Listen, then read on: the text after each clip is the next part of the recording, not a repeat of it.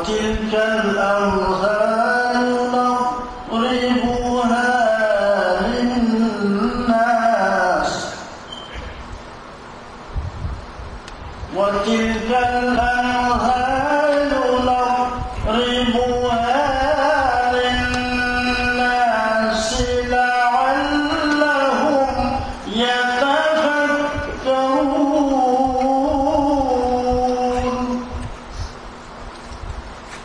والله الذي لا إله إلا هو عالم الغيب والشهادة عالم الغيب والشهادة هو الرحمن الرحيم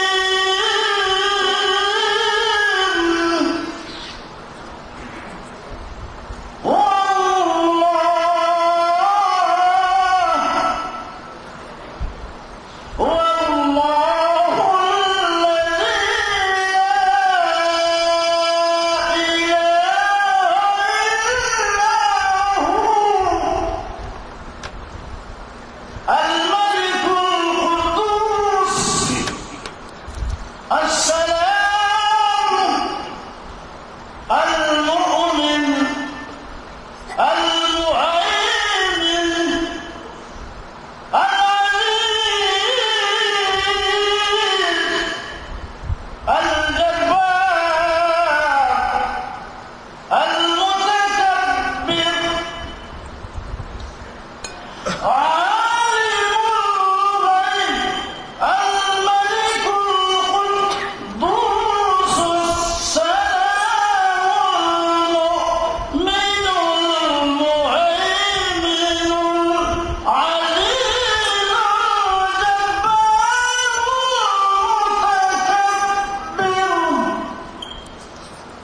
سبحان الله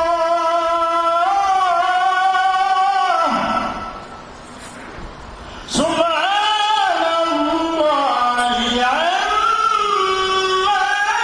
يشركون والله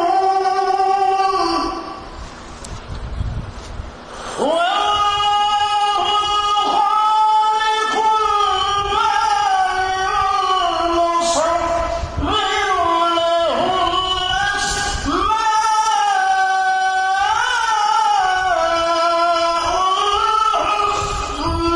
الأسماء يسبح له ما في السماوات والأرض وهو العزيز الحكيم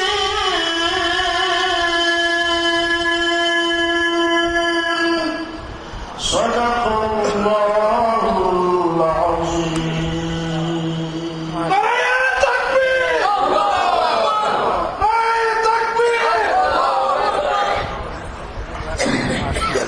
আলহামদুলিল্লাহ আমরা অত্যন্ত শুকর আল্লাহর কণ্ঠে পবিত্র কালাম থেকে আওয়াজ শুনছিলাম। মুহতারাম মুসলিম মণ্ডলী, এই পর্যায়ে বয়ান পেশ করবেন আজকের এই তাফসীরুল কোরআন মাহফিলের প্রধান আকর্ষণ, প্রধান অতিথি, বিশিষ্ট আলেম, আন্তর্জাতিক জাতীয় সম্পূর্ণ মুফাসসিরে কোরআন হযরত মাওলানা নুরুল ইসলাম অলিপুরি সাহেব।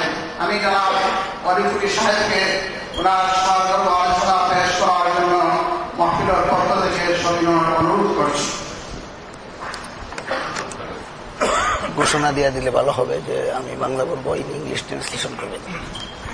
মুহতারাম মুসলিম মণ্ডলী, প্রধান অতিথি বয়ান করবেন শেষের দিকে 10-15 kilo side by side English translate করবেন জনাব মুফতি জামালউদ্দিন সাহেব। 11-15 মিনিট আগে শেষ ছিল, 15 শেষ। কালকে ওইখানে প্রোগ্রাম আছে, এখানে তাহলে আজকে কত অসমাপ্ত থাকবে।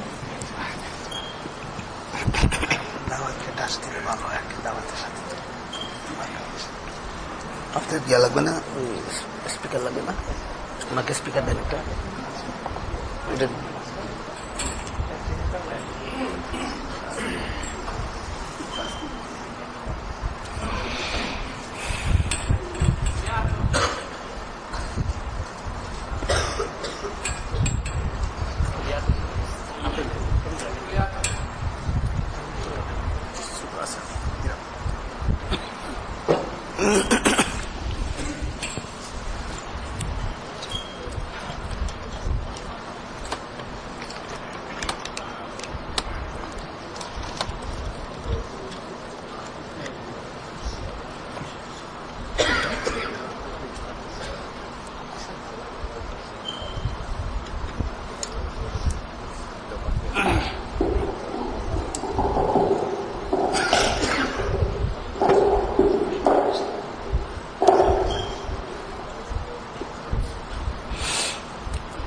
الحمد لله نحمده ونستعينه ونستغفره ونؤمن به ونتوكل عليه ونعوذ بالله من شرور أنفسنا ومن سيئات أعمالنا من يهده الله فلا مضل له ومن يضلله فلا هادي له ونشهد أن لا إله إلا الله وحده لا شريك له ونشهد أن سيدنا ونبينا ومولانا محمدا عبده ورسوله صلى الله تعالى عليه وعلى آله وأصحابه وبارك وسلم أما بعد فأعوذ بالله من الشيطان الرجيم بسم الله الرحمن الرحيم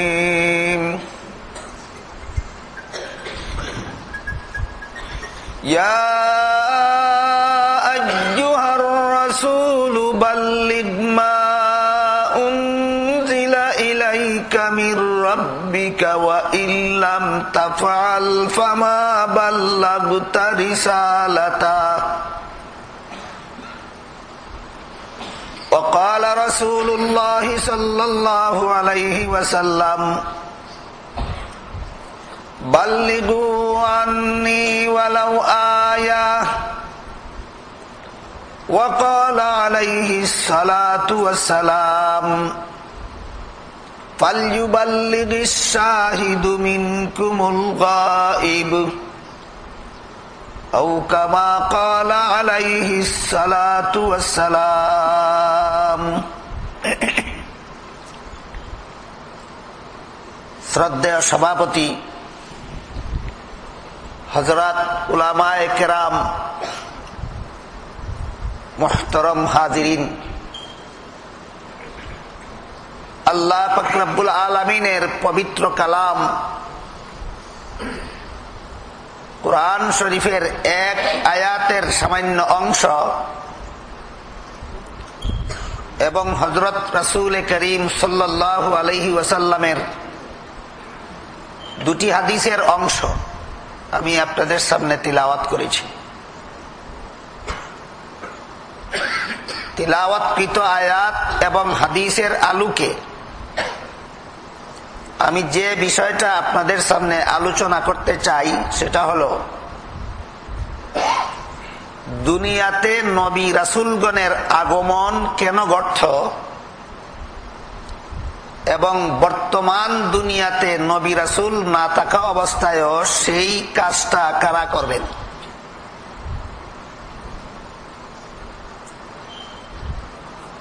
আলহামদুলিল্লাহ ওয়া কাফা ওয়া সালামুন আলা ইবাদিহিল্লাযীনা ইসতাফা, আম্মা বা'দ। First of all, we apologize because it is a very critical job to translate something. It is not easy. I will try my best. Alhamdulillah, our special guest, he recited the one part of the ayat, portion of the ayat from the Quran, and 2 portions of the hadith of Rasulullah sallallahu alaihi wasallam. And he tried to explain to one thing why Allah subhanahu wa ta'ala sending the Anbiya alayhi salatu wasalam to this world, one after another, until Prophet Muhammad sallallahu alaihi wasallam. And after finishing this chain, after Prophet Muhammad sallallahu alaihi wasallam, what will be the situation for this ummah? Who will perform this duty? He tried to explain about this issue, what is the duty of this ummah after Prophet Muhammad sallallahu alaihi wasallam until Qiyamah. এই বিষয়টা আগাগোড়া ধারাবাহিকভাবে একটু বিস্তারিত বোঝার জন্য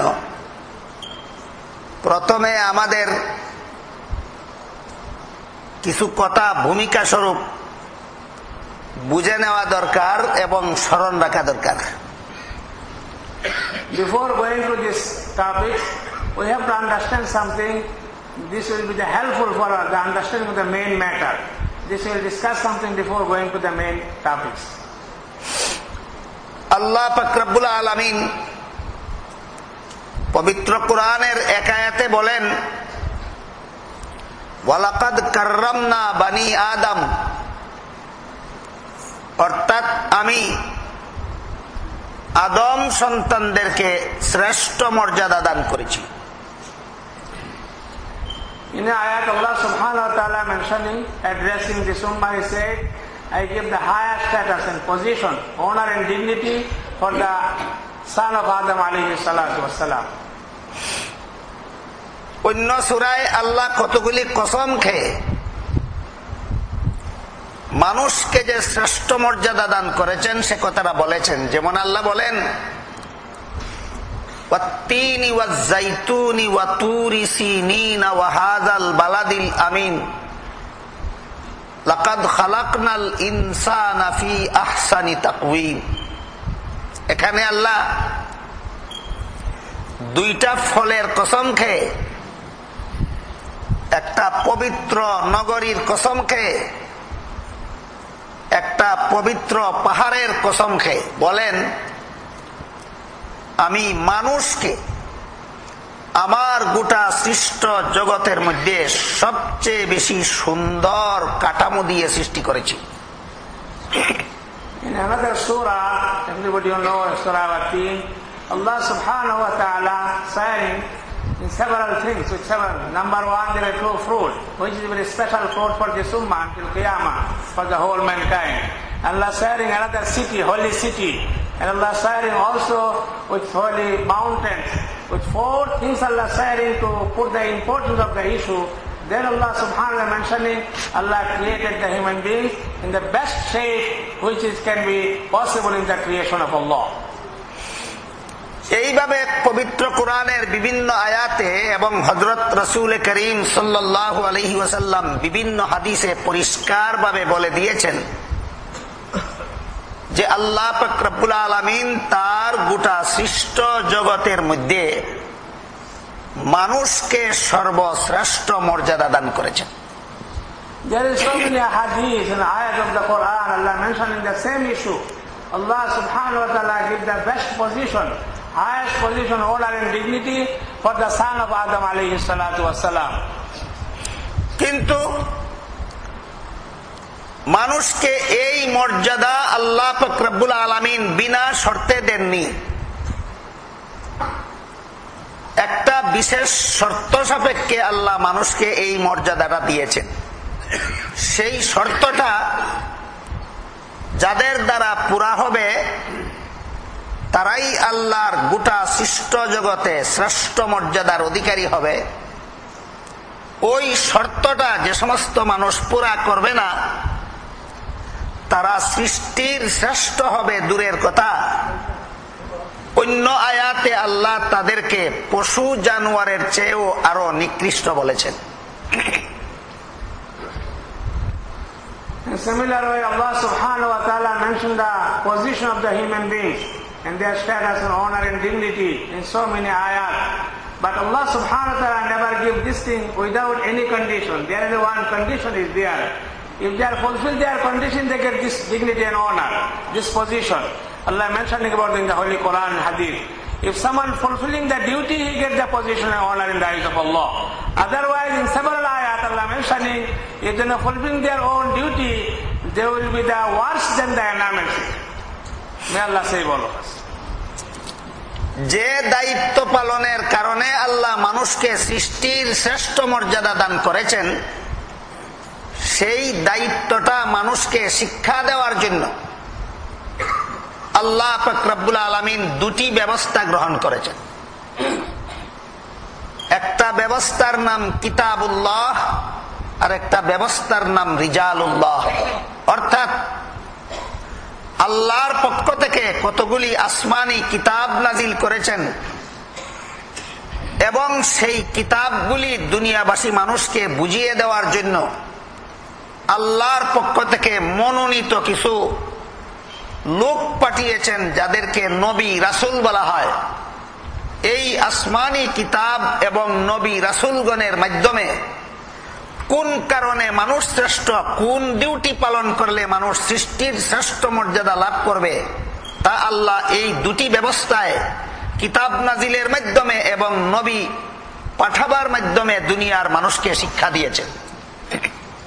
Allah subhanahu wa ta'ala, by His mercy, He made some arrangement how to achieve this quality and position and dignity and honor in the eyes of Allah. Allah subhanahu wa ta'ala set up the two systems. One, Allah sending so many books, reveal the Asmani heavenly book. If someone following these books, he get the disposition. Second issue, Allah subhanahu wa ta'ala selected some people among the human beings. Those who are called Anbiya alayhi salatu wasalam, Prophet of Allah subhanahu wa ta'ala. If someone following the teaching of Prophet alayhi salatu wasalam and following the instruction of the book of Allah, they will get this position and dignity in the eyes of Allah subhanahu wa ta'ala. How we can get it? This we have to know details about the Quran and life of Anbiya alayhi salatu wasalam. আল্লাহ পাক রব্বুল আলামিনের নাজিলকৃত ওই সমস্ত আসমানি কিতাবগুলির মধ্যে সর্বশেষ এবং সর্বশ্রেষ্ঠ আসমানি কিতাবের নাম কুরআন শরীফ। আর আল্লাহর প্রেরিত নবী রাসূলগণের মধ্যে সর্বশেষ এবং সর্বশ্রেষ্ঠ নবী হলেন মুহাম্মদুর রাসূলুল্লাহ সাল্লাল্লাহু আলাইহি ওয়াসাল্লাম।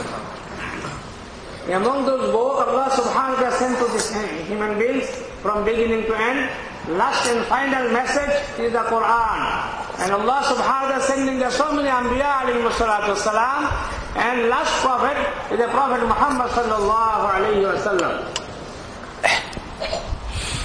আমার হাতে বর্তমানে এতটুকু সময় নাই যে সময় থাকলে সবিস্তারে আপনাদেরকে বুঝাতে পারতাম যে কুরআন অন্যান্য আসমানি কিতাবের চেয়ে সর্বশ্রেষ্ঠ কিতাব কেন, এবং হযরত মুহাম্মদ সাল্লাল্লাহু আলাইহি ওয়াসাল্লাম সমস্ত নবী রাসূলগণের চেয়ে সর্বশ্রেষ্ঠ নবী কেন। তারপরও এই দুটি প্রশ্নের জবাব সবিস্তারে আলোচনা করার সময় না থাকলেও অতি সংক্ষেপে আপনাদেরকে একটু আভাস দেওয়ার চেষ্টা করব ইনশাআল্লাহ। Then he said, why Allah subhanahu wa ta'ala made the Prophet Muhammad sallallahu alaihi wasallam the best prophet, and why Allah subhanahu wa ta'ala among the books Allah said the Quran is the best book. There is some reason behind it. There is no time today to explain these two issues in details, but I try my best to inshallah ta'ala focus something on two issues. Then we can realize about why Allah subhanahu wa ta'ala sent the Prophet Muhammad among the Prophet is the best one, and Quran is the best message and final message from Allah subhanahu wa ta'ala. আপনারা লক্ষ্য করলে দেখতে পারবেন ফার্মেসিতে যে সমস্ত ঔষধ কিনতে পাওয়া যায়, এইগুলির মধ্যে অনেক ঔষধের প্যাকেটের গায়ে লেখা থাকে তার কার্যকালের মেয়াদ।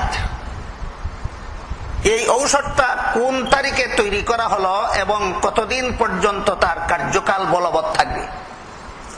নির্ধারিত মেয়াদ শেষ হয়ে গেলে পরে এই ঔষধটা আর ব্যবহারযোগ্য থাকে না, এটাকে ওভারডেট বলা হয়, এটা ক্যান্সেল হয়ে যায়। ঠিক তেমনি ভাবে পূর্ববর্তী সমস্ত আসমানি কিতাবের বিধানগুলি কতদিন পর্যন্ত চলবে তার একটা নির্ধারিত মেয়াদ উল্লেখ থাকতো। ওই মেয়াদ শেষ হওয়ার কারণে, ওই কিতাবগুলি ওভারডেট হওয়ার কারণে সেইগুলির বিধান ক্যান্সেল হয়ে গেছে। কিন্তু কোরআনকে আল্লাহ পাক রব্বুল আলামিন কোন নির্ধারিত মেয়াদের জন্য নাজিল করেননি। কিয়ামত পর্যন্ত কোরআনের বিধান সর্বযুগের সকল মানুষের জন্য সমানভাবে প্রযোজ্য থাকবে। এই কারণে অন্যান্য আসমানি কিতাবের উপর কোরআন সর্বশ্রেষ্ঠ আসমানি কিতাব। They explain the one reason why the Quran is the best among all the heavenly books. Because if you go to the pharmacy, then you see there's a lot of medication is there. On the medication, there's a written some the expiration date. You can use this medication up to this August or September, whatever the expiration date is there, it will be usable. You can get the benefit. Similar way, all other heavenly books, Allah subhanahu wa ta'ala sent it to the human being. There was also some set up expiration date. You can use, you can act upon this book until that time. But only the last book, the Quran, Allah subhanahu wa ta'ala revealed this book. There is no any expiration date is there. Until Qiyamah, for the whole mankind, in any time, in any age, or any circumstances, or any situation, you can use the Quran and get the benefit, get the solution for your problem. This way, this is the first book and best book among the all heavenly book, whatever Allah subhanahu wa ta'ala sent it to the human beings. ঠিক তেমনি ভাবে আপনারা ডাক্তারদের বেলায় দেখতে পাবেন, কোন কোন ডাক্তারের দ্বারা রোগীর চিকিৎসা করার পর চিকিৎসার ফল পাওয়া যায় স্থায়ী নয়, অস্থায়ী। কিছুদিন পরে আবার চিকিৎসার দরকার পড়ে। আরেক ডাক্তারের দ্বারা চিকিৎসা করানোর পর আবার দেখা যায় চিকিৎসার দরকার পড়ে। কিন্তু কোন সময় এমন হয় যে এমন ডাক্তারের দ্বারা চিকিৎসা করানো হলো যে ডাক্তারের চিকিৎসার ফলে রোগী স্থায়ীভাবে সুস্থ হয়ে গেল। এই ডাক্তারের চিকিৎসার পর এই রোগীর জীবনে আর কোনো ডাক্তারের প্রয়োজন হয় না। ঠিক তেমনি ভাবে পূর্ববর্তী নবী রাসূলগণকে আল্লাহ পাক রব্বুল আলামিন সারা দুনিয়াবাসী মানুষের রুহানি রোগের চিকিৎসক, আধ্যাত্মিক রোগের চিকিৎসক রূপে প্রেরণ করেছিলেন। কিন্তু তাদের পরে আরো নবী রাসূলগণের দরকার বাকি ছিল। মুহাম্মাদুর রাসূলুল্লাহ সাল্লাল্লাহু আলাইহি ওয়াসাল্লামকে আল্লাহ এমন নবী বানিয়ে পাঠিয়েছেন যার পরে কিয়ামত পর্যন্ত কোনো দুনিয়াবাসীর জন্য আর কোনো নবীর দরকার বাকি থাকে নাই। সুতরাং যেমন ভাবে যে ডাক্তারের চিকিৎসার পরে আরো ডাক্তারের চিকিৎসার দরকার বাকি থাকে, ইনি ডাক্তার হতে পারেন কিন্তু শেষ ডাক্তারও হতে পারেন না, শ্রেষ্ঠ ডাক্তারও হতে পারেন না। শুধুমাত্র যে ডাক্তারের চিকিৎসার পর আর কোনো চিকিৎসার দরকার বাকি থাকে না, তিনি একদিকে শেষ ডাক্তারও অপরদিকে শ্রেষ্ঠ ডাক্তারও। তেমনি ভাবে যে নবীর পরে আর কোনো নবীর দরকার বাকি থাকে না, ইনি শেষ নবীও এবং শ্রেষ্ঠ নবীও। You give me another example about the Anbiya alayhi salatu. Sometimes sick person is going to the doctor, but he can go to one doctor maybe after finishing his job, mashallah, he treated everything proper way, but there is not a final treatment. Maybe he need to go to the another doctor, or he can go another doctor. This way continuously going on doctor to another doctor, inshallah, is changing. But maybe there will be some doctor, he will the final treatment. After his treatment, he has no need remain to go to another doctor, and he become fully cured. There is no need any medication. There is no need to go to another doctor. So that doctor will be final doctor and the best doctor among all the other doctors. Similar way, Prophet Muhammad sallallahu alaihi wasallam, Allah sending the Anbiya alayhi wasallam one after another. They try their best to treat the spiritual diseases for the whole mankind from beginning to end. All other Anbiya alayhi wasallam, they came with their some mashallah ta'ala treatment and instruction by Allah subhanahu wa ta'ala. But after all other Anbiya alayhi wasallam, there is a need remain for the spiritual disease. They have to go to some other doctor. This way Allah subhanahu wa ta'ala gives the final message for Prophet Muhammad sallallahu alayhi wasallam and give him final treatment. After getting the message by Muhammad sallallahu alayhi wasallam and after he is treating the sick person, spiritually sick, everything is gone. He no need anything. Remain any need for anyone else. This way he is the final doctor and he is the best doctor among all Anbiya alayhi wasallam.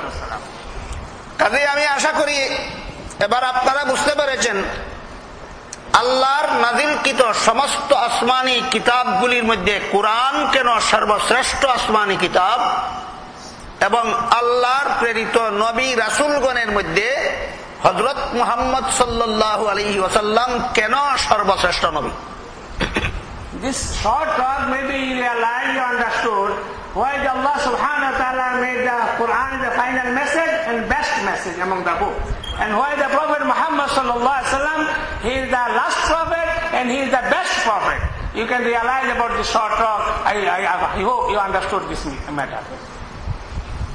ঠিক তেমনি ভাবে যেভাবে আল্লাহ পাক রব্বুল আলামিন আমাদের হেদায়েত গ্রন্থ কুরআনকে সমস্ত আসমানি কিতাবের চেয়ে শ্রেষ্ঠ মর্যাদা দান করেছেন, আমাদের মহানবী মুহাম্মদুর রাসূলুল্লাহ সাল্লাল্লাহু আলাইহি ওয়াসাল্লামকে সকল নবীর উপর শ্রেষ্ঠ মর্যাদা দান করেছেন, ঠিক তেমনি ভাবে আল্লাহ পাক রব্বুল আলামিন এই নবীর উম্মতকে অর্থাৎ আমাদেরকে সকল নবীর উম্মতের উপর শ্রেষ্ঠ মর্যাদা দান করেছেন।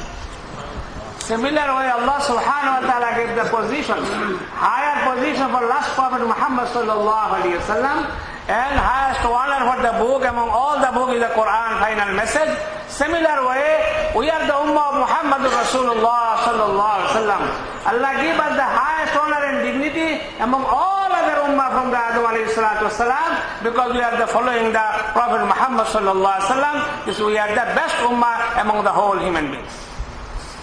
এবার আমাদেরকে কেন আল্লাহ মুহাম্মদুর রাসূলুল্লাহ সাল্লাল্লাহু আলাইহি ওয়াসাল্লামের উম্মত হওয়ার কারণে সকল নবীর উম্মতের উপর শ্রেষ্ঠ মর্যাদা দান করলেন, এই কারণটা আমি একটু বিস্তারিতভাবে আপনাদের সামনে তুলে ধরতে চাই। Then he said, what is the reason behind it? Why Allah made us among whole ummah, we are the best ummah. You need to know about details about this thing. This he try to explain it. Why Allah made us among all other ummah, we are the best ummah among the human beings. আল্লাহ পাক রব্বুল আলামিন মুহাম্মদুর রাসূলুল্লাহ সাল্লাল্লাহু আলাইহি ওয়াসাল্লামের উম্মতকে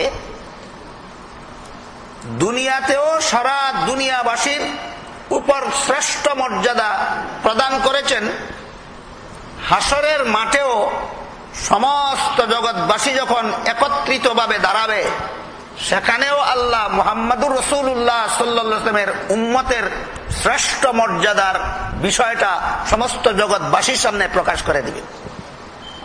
That today Allah subhanahu wa ta'ala give us the honor and dignity, to give us the highest position as the last ummah of Muhammadur Rasulullah in this world. Similar way in the day of judgment, when all the Anbiya and all other ummah will be together.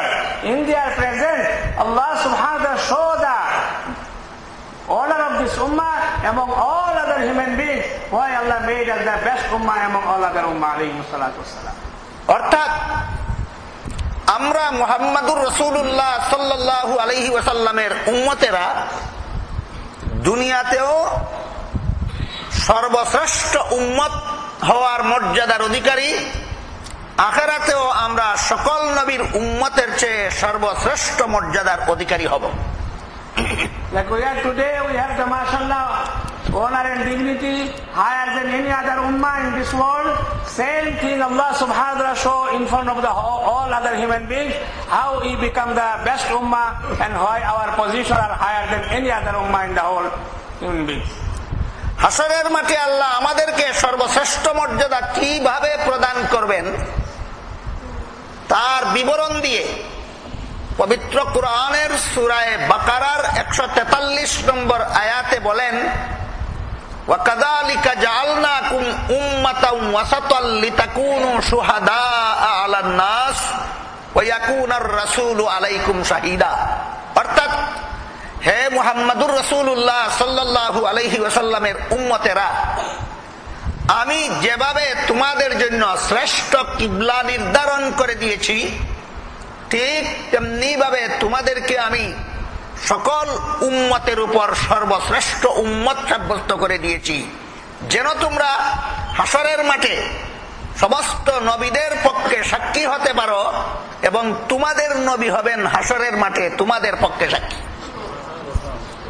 Allah subhanahu wa ta'ala mentioned in the surah number 2 in Surah Al-Baqarah, ayat number 143. Allah addressing this ummah directly. Allah subhanahu wa ta'ala saying, O ummah of Muhammadur Rasulullah sallallahu alaihi wasallam, I give you the honor and dignity in this world higher than any other ummah, and in the day of judgment, I will prove on this issue, you will be the witnesses on behalf of all other Anbiya alayhi salatu wasalam. When the all other ummah they have complained against their prophet of that time, then this ummah will be witnesses.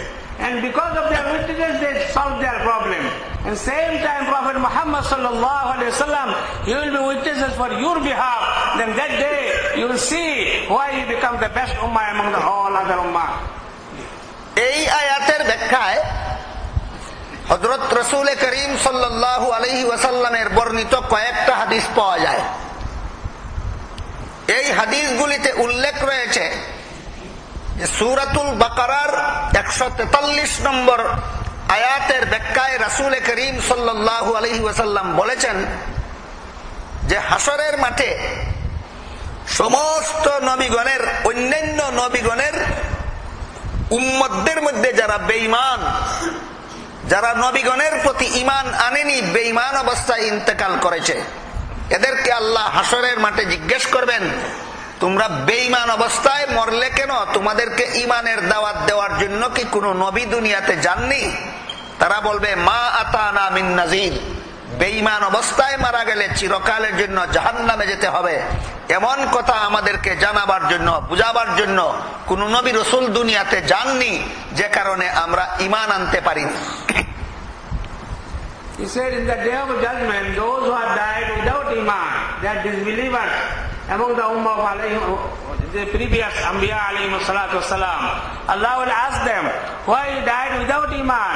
There is no opportunity for you to accept the iman. There is nobody came to inform you about the Allah subhanahu wa ta'ala.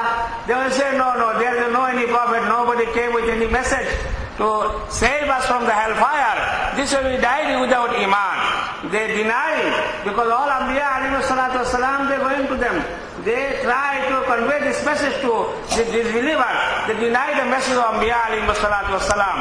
Then they say, never ever came any prophet to us. This way we don't know about the hereafter. This way we cannot believe in Allah subhanahu wa ta'ala. এই সমস্ত হাদিসের বিবরণের মধ্যে সহিহ বুখারী শরীফের বর্ণিত হাদিসটা আমি আপনাদের সামনে উল্লেখ করতে যাচ্ছি।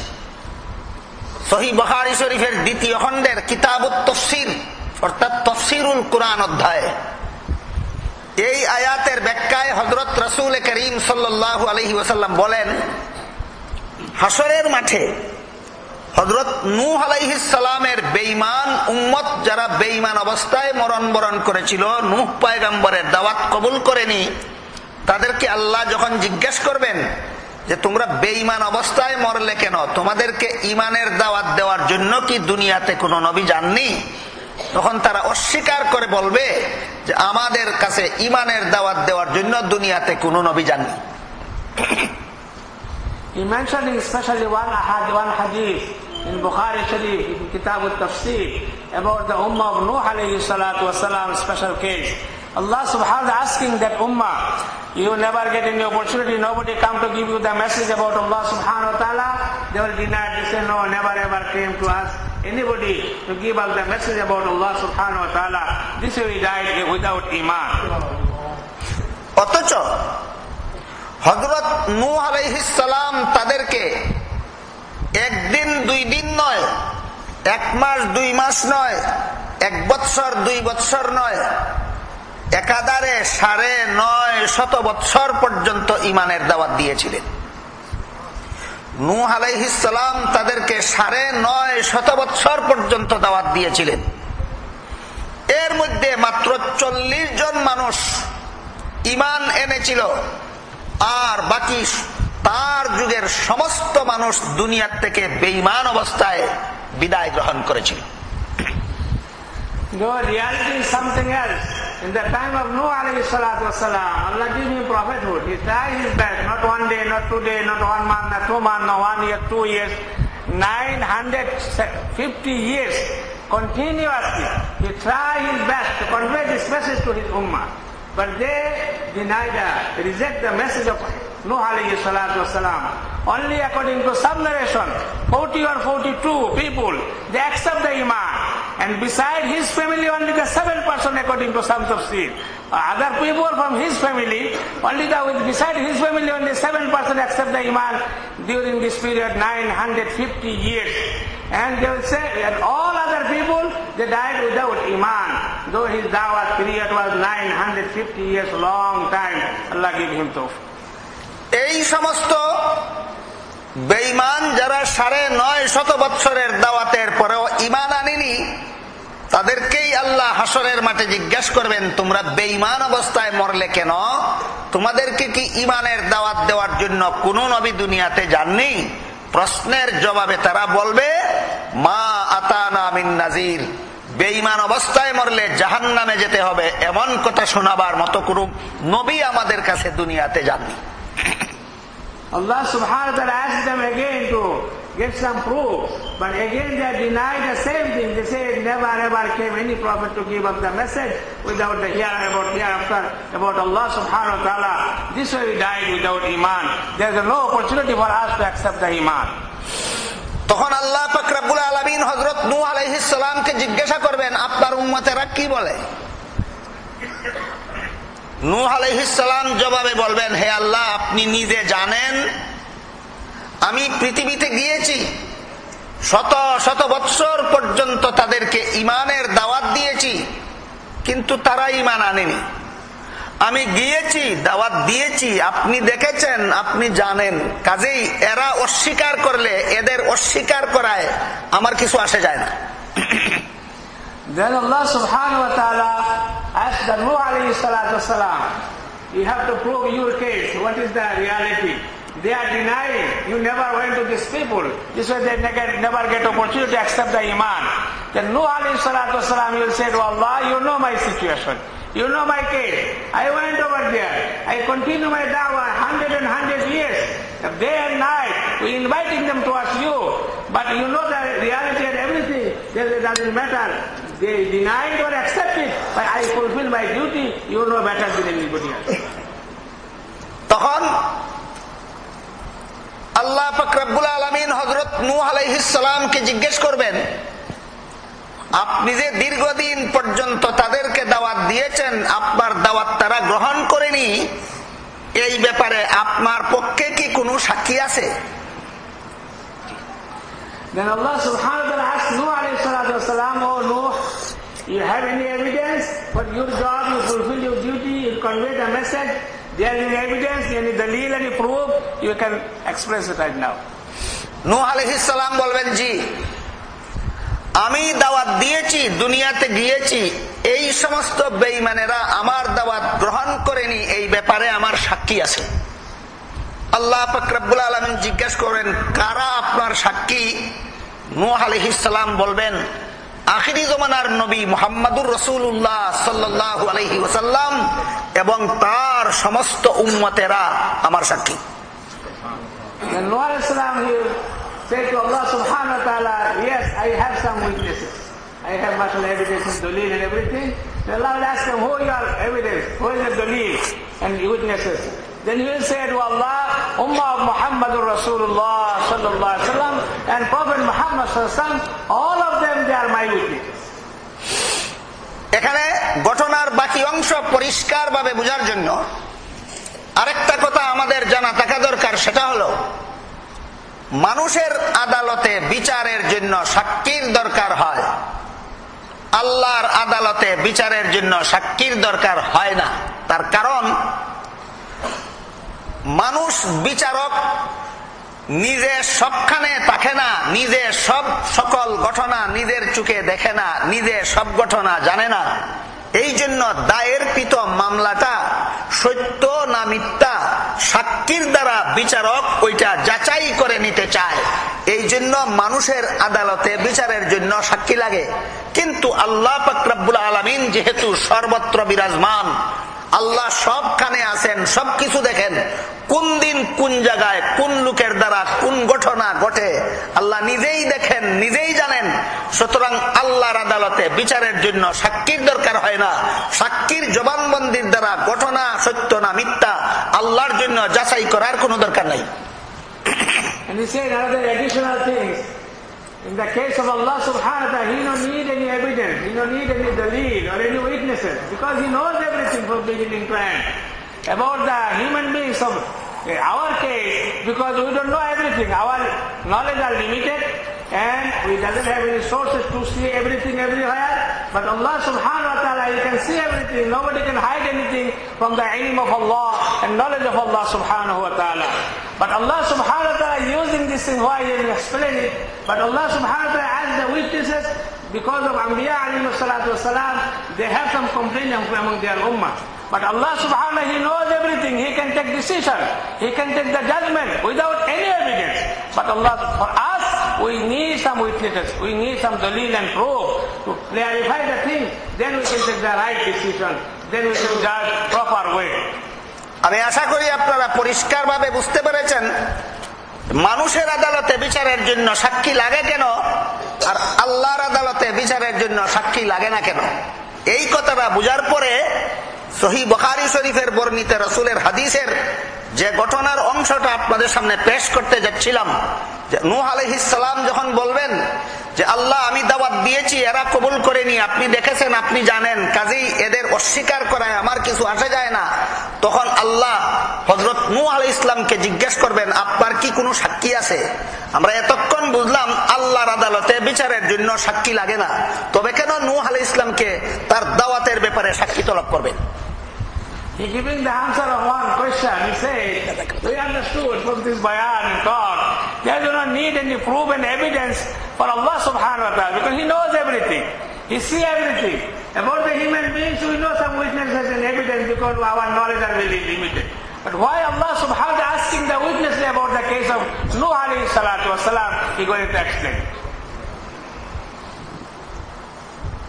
এই প্রশ্নের জবাব মুফাসসিরিনে কেরাম লিখেছেন এভাবে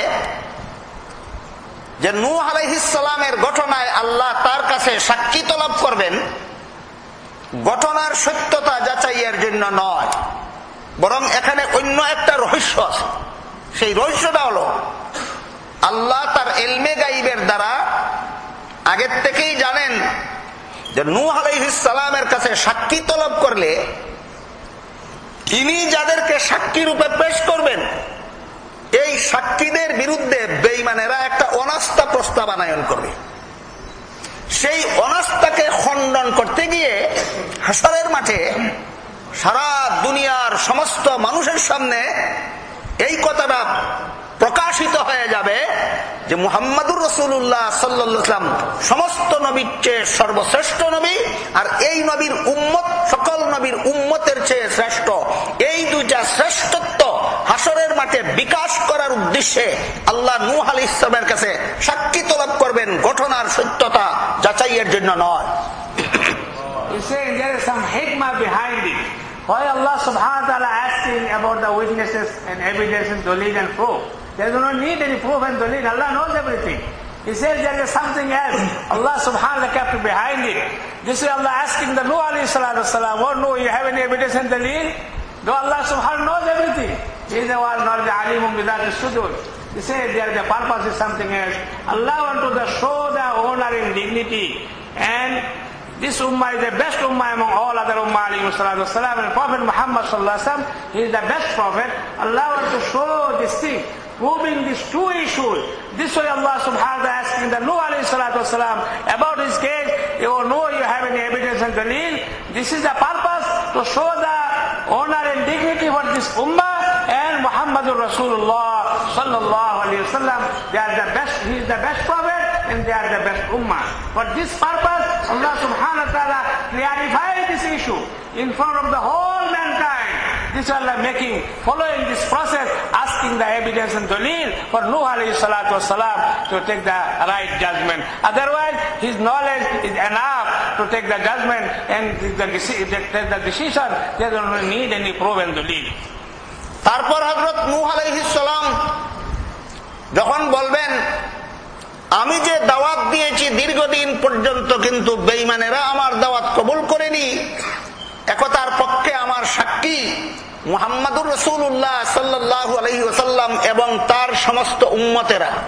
এই কথা বলার পরে সহিহ বুখারী শরীফের হাদিসে বর্ণিত আল্লাহর রাসূল বলেন, আল্লাহ আমার উম্মত মুসলমানদেরকে জিজ্ঞাসা করবেন তখন হাসরের মাঠে যে নূহ আলাইহিস সালামের ওই ঘটনার ব্যাপারে তোমরা কি জানো বলো। After this conversation, Allah subhanahu wa ta'ala asks this ummah of Muhammadur Rasulullah, this is the case right now.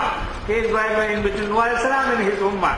And you have any knowledge about this case in this matter, then time will come for this ummah to prove this. They give the witness, they become witnesses to clarify the case of Nuh alayhi salatu wasalam.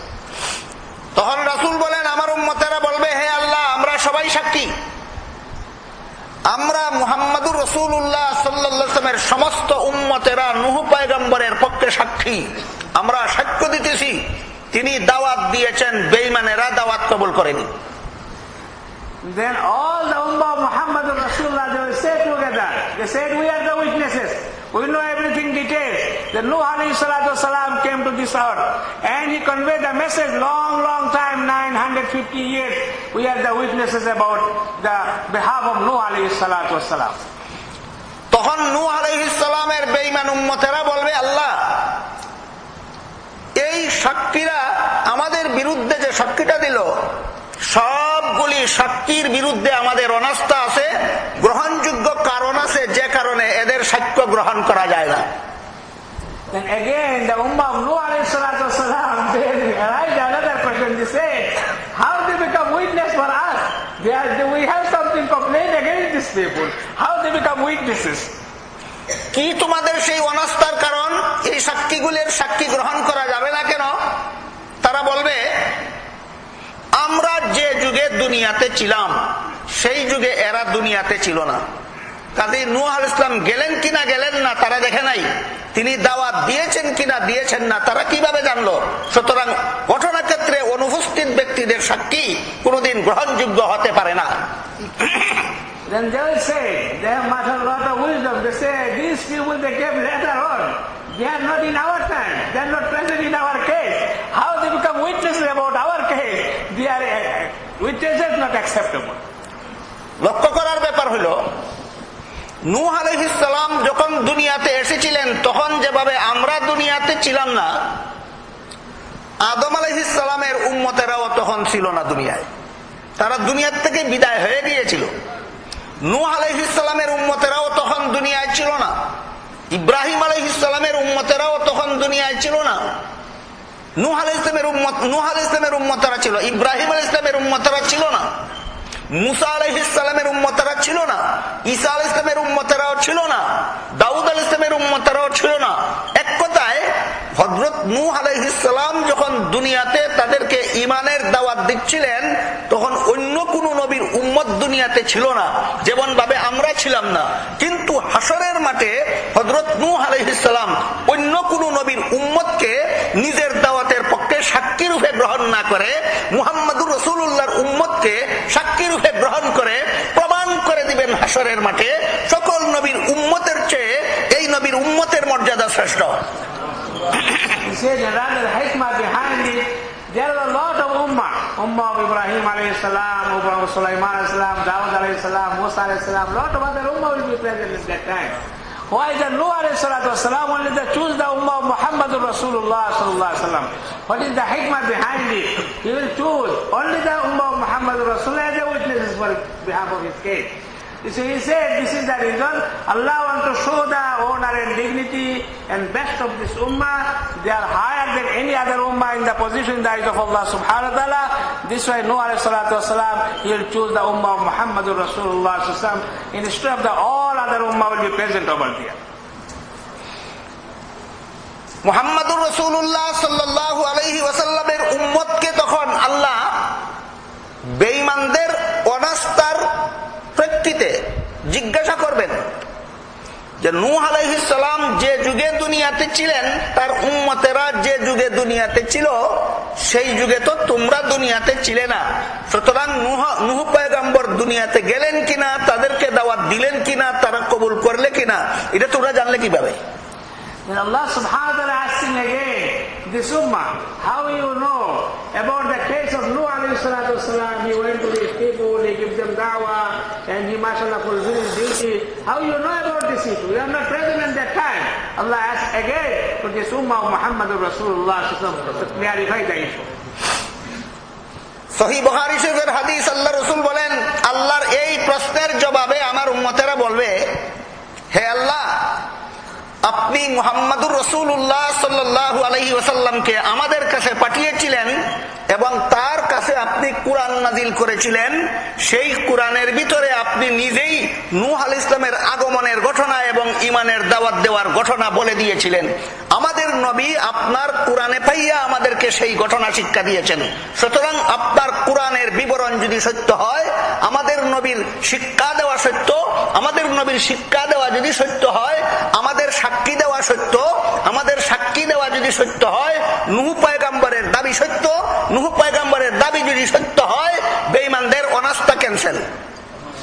Then we go to the whole chain. It's a long time. We say, oh Allah subhanahu wa ta'ala, you reveal the Quran to Prophet Muhammad sallallahu alaihi wasallam. You know your Quran is the truth, and Prophet Muhammad sallallahu alaihi wasallam, he is a truth prophet, and he brings this message to us, and he teaches us.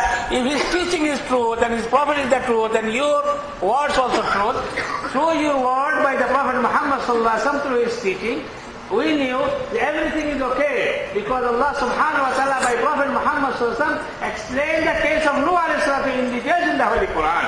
You see, if the Quran is the truth, Prophet Muhammad is truth, then Nuh alayhi salam will be his, inshallah, whatever he had the argument with his ummah, it is also truth, because we read the Quran and we have found believe in the words, your words, and Prophet Muhammad sallallahu alaihi wasallam, then we are sure 100% that whatever you are telling us by Prophet Muhammad sallallahu alaihi wasallam, by the revelation of the Quran, everything is the truth. This is those are disbelievers, whatever they say, they are lying, because they are question and not valid. এইভাবে মুহাম্মাদুর রাসূলুল্লাহ সাল্লাল্লাহু আলাইহি ওয়াসাল্লামের উম্মতেরা হাশরের মাঠে হযরত নূহ আলাইহিস সালামের পক্ষে যে সাক্ষীটা দিবে, সেই সাক্ষীটা যে মিথ্যা নয়, সাক্ষীটা যে সত্য, এই সাক্ষীর সফাই সাক্ষী হবেন হাশরের মাঠে আর কোন নবী নয়, মুহাম্মাদুর রাসূলুল্লাহ সাল্লাল্লাহু আলাইহি ওয়াসাল্লাম।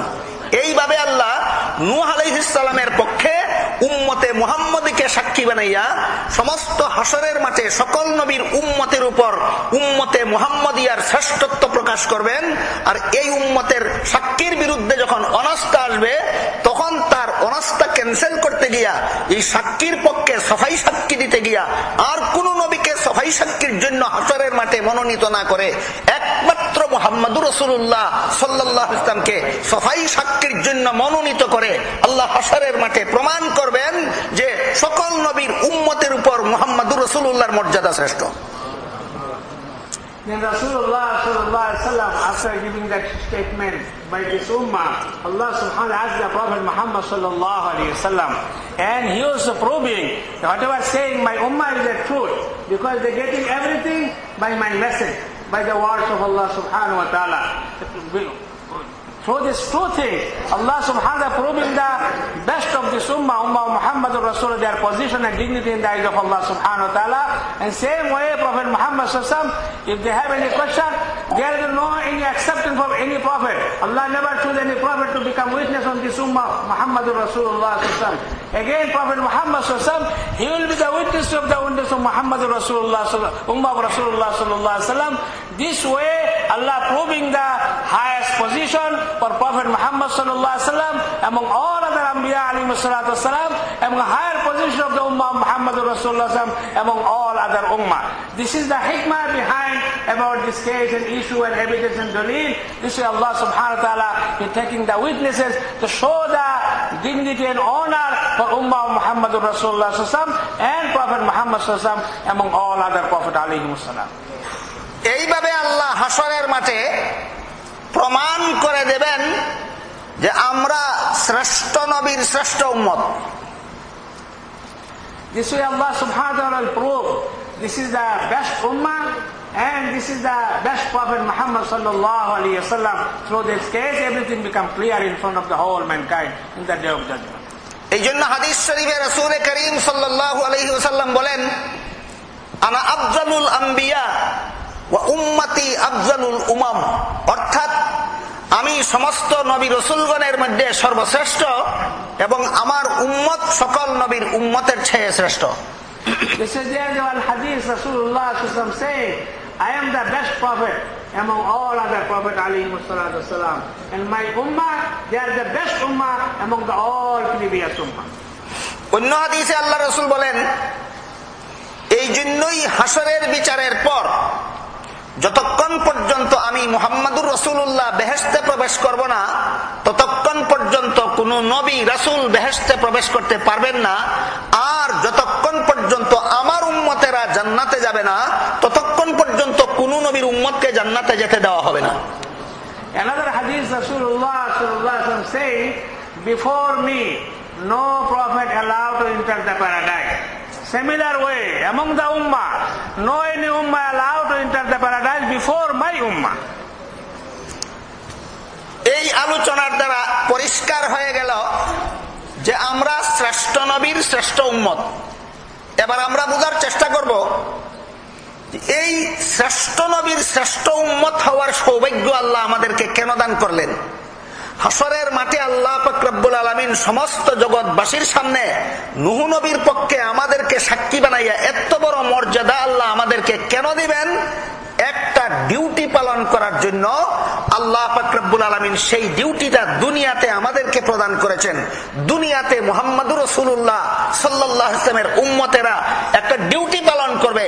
এই ডিউটির কারণে আল্লাহ এই নবীর উম্মতকে দুনিয়াতেও শ্রেষ্ঠ উম্মত হওয়ার মর্যাদা দান করেছেন, হাসরের মাঠেও এই উম্মতকে শ্রেষ্ঠ উম্মতের মর্যাদা দান করবেন। Then explaining going to the main topic, why Allah subhanahu wa ta'ala made this ummah best ummah. There is some duties there. Because of their performance of the duty, Allah give them this position. This way Allah subhanahu wa ta'ala give us important duty after Prophet Muhammad sallallahu alaihi wasallam. If we fulfill our duty and responsibility, because of fulfilling the duty and performing the responsibility, Allah give us this honor and dignity. This way Allah subhanahu wa ta'ala made us among this in this world best ummah. In the day of judgment also Allah probing this issue among all other human beings. দুনিয়ার জীবনে যে ডিউটিটা পালন করার কারণে আমরা দুনিয়াতে এবং আখিরাতেও শ্রেষ্ঠ নবীর শ্রেষ্ঠ উম্মত হওয়ার সৌভাগ্য লাভ করেছি, সেই ডিউটিটা বুঝার জন্য আমাদের সকলের মনে রাখা দরকার, স্মরণ থাকা দরকার যে আল্লাহ পাক রব্বুল আলামিন হযরত আদম আলাইহিস সালাম থেকে নিয়ে মুহাম্মদুর রাসূলুল্লাহ সাল্লাল্লাহু আলাইহি ওয়াসাল্লাম পর্যন্ত কমপক্ষে 1,24,000 পয়গাম্বর নবী রাসূল দুনিয়াতে পাঠিয়েছিলেন। কোন ডিউটি পালন করার জন্য? একটি মাত্র ডিউটি, সেটা হলো আল্লাহর বিধান মানুষের কাছে পৌঁছে দিয়ে, আল্লাহর কথাগুলি মানুষের কাছে পৌঁছে দিয়ে মানুষকে আল্লাহর পথে ডাকার জন্য। আল্লাহর পথে ডাকার নাম দাওয়াত এবং আল্লাহর কথা পৌঁছে দেওয়ার নাম তাবলীগ। এই দাওয়াত ও তাবলীগের কাজ করার জন্য আল্লাহ সমস্ত নবী রাসূল দুনিয়াতে পাঠিয়েছিলেন। What was the duty of all Anbiya alayhi salatu wasalam, for which Allah gave us the honor and dignity and made us the best ummah? He's going to explain it in short. He said all other Anbiya alayhi salatu wasalam came in this world from Adam alayhi salatu wasalam until Prophet Muhammad sallallahu alaihi wasallam, according to some narration, 124,000 Anbiya came to this world to guide the human beings, convey the message of Allah. And this is the calling people towards Allah. It is called da'wah. And reaching to each and everyone, conveying this message to each and everyone, this is called tabligh. And this true duty was for all Anbiya alayhi salatu wasalam, da'wah and tabligh. They're calling people towards Allah, and when they accept the message, this is their duty to convey to others. For these two things, Allah subhanahu wa ta'ala sent 124,000 Anbiya alayhi salatu wasalam, and final message came by Prophet Muhammad sallallahu alayhi wasallam. For this duty, Allah gave us this dignity and honor. This is our duty. If we fulfill this duty proper way, then Allah give us the honor dignity in this world and hereafter. এই দাওয়াত ও তাবলীগের কাজ করার জন্য আল্লাহ সমস্ত নবী রাসূলগণকে দুনিয়াতে পাঠিয়েছিলেন। এই ডিউটি সম্পর্কে আল্লাহ আমাদের নবীকে বলেন, ইয়া আইয়ুহার রাসূল বাল্লিগ মা উনজিলা ইলাইকা মির রাব্বিক ওয়া ইল্লাম তাফআল ফামা বাল্লাগতা রিসালাতা।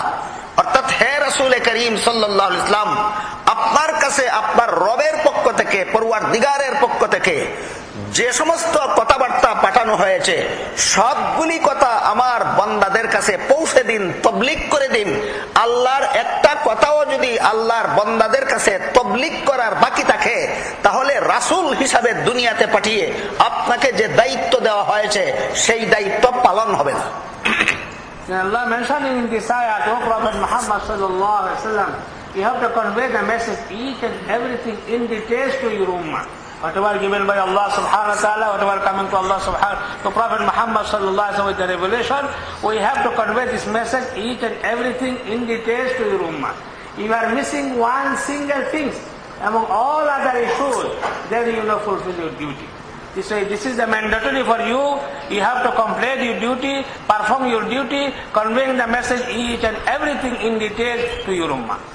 কাজে একথা পরিষ্কার হয়ে গেল যে দাওয়াত ও তাবলীগ যেমন ভাবে সমস্ত নবী রাসূলগণের দায়িত্ব ছিল, ঠিক একই দায়িত্ব পালন করার জন্য আল্লাহ মুহাম্মদুর রাসূলুল্লাহ সাল্লাল্লাহু আলাইহি ওয়াসাল্লামকেও দুনিয়াতে পাঠিয়েছেন দাওয়াত ও তাবলীগের দায়িত্ব পালন করার জন্য। তাই দাওয়াত ও তাবলীগের আল্লাহর একটা কথাও তাবলীগ না করা হলে আল্লাহ রাসূলকে বলেন আপনার রিসালাতের দায়িত্ব পালন হবে না। সুতরাং এই আমাদের মহানবী মুহাম্মদুর রাসূলুল্লাহ সাল্লাল্লাহু আলাইহি ওয়াসাল্লাম, আমরা যেহেতু আগেই বুঝেছি ইনি শেষ নবী, কাজেই এই নবী দুনিয়ার থেকে বিদায় হয়ে যাওয়ার পর এই দাওয়াত ও তাবলীগের দায়িত্বটা পালন করবে কে? And we understood so the strong, the all Anbiya alayhi salatu wasalam, they came to this world to perform these two duties, dawah and tabligh. And same thing was for our Prophet Muhammad sallallahu alayhi wasallam, dawah, calling people towards Allah and conveying the message to each and every individual. For performing these two duties, Allah sent all Anbiya alayhi salatu wasalam, and same duty was for Prophet Muhammad sallallahu alayhi wasallam. And after Prophet Muhammad sallallahu alaihi wasallam, this is our duty today. Because until Qiyamah, no more Prophet will come. If we fulfill our duty, perform our duty proper way, then Allah give us the honor and dignity. This is our duty today. আমি আশা করি আমরা এতক্ষণে বুঝতে পেরেছি যে অতীতকালে পৃথিবীতে দাওয়াত ও তাবলীগের কাজ নবী রাসূলগণ করেছেন। মুহাম্মদুর রাসূলুল্লাহ সাল্লাল্লাহু আলাইহি ওয়াসাল্লামকেও আল্লাহ দাওয়াত ও তাবলীগের কাজের জন্য পাঠিয়েছিলেন। কিন্তু যেহেতু আল্লাহ তাকে শেষ নবী বানাইছেন, ইনি দুনিয়ার থেকে বিদায় হওয়ার পর আর কিয়ামত পর্যন্ত কাউকে কোনো নবী বানানো হবে না। সুতরাং মুহাম্মদুর রাসূলুল্লাহর বিদায়ের পর থেকে কিয়ামত পর্যন্ত দুনিয়াবাসীর মধ্যে এই দাওয়াত ও তাবলীগের দায়িত্ব পালনের জন্য কাউকে নবী বানানো হবে না। এই দায়িত্বটা একমাত্র মুহাম্মদুর রাসূলুল্লাহর উম্মতকেই পালন করতে হবে।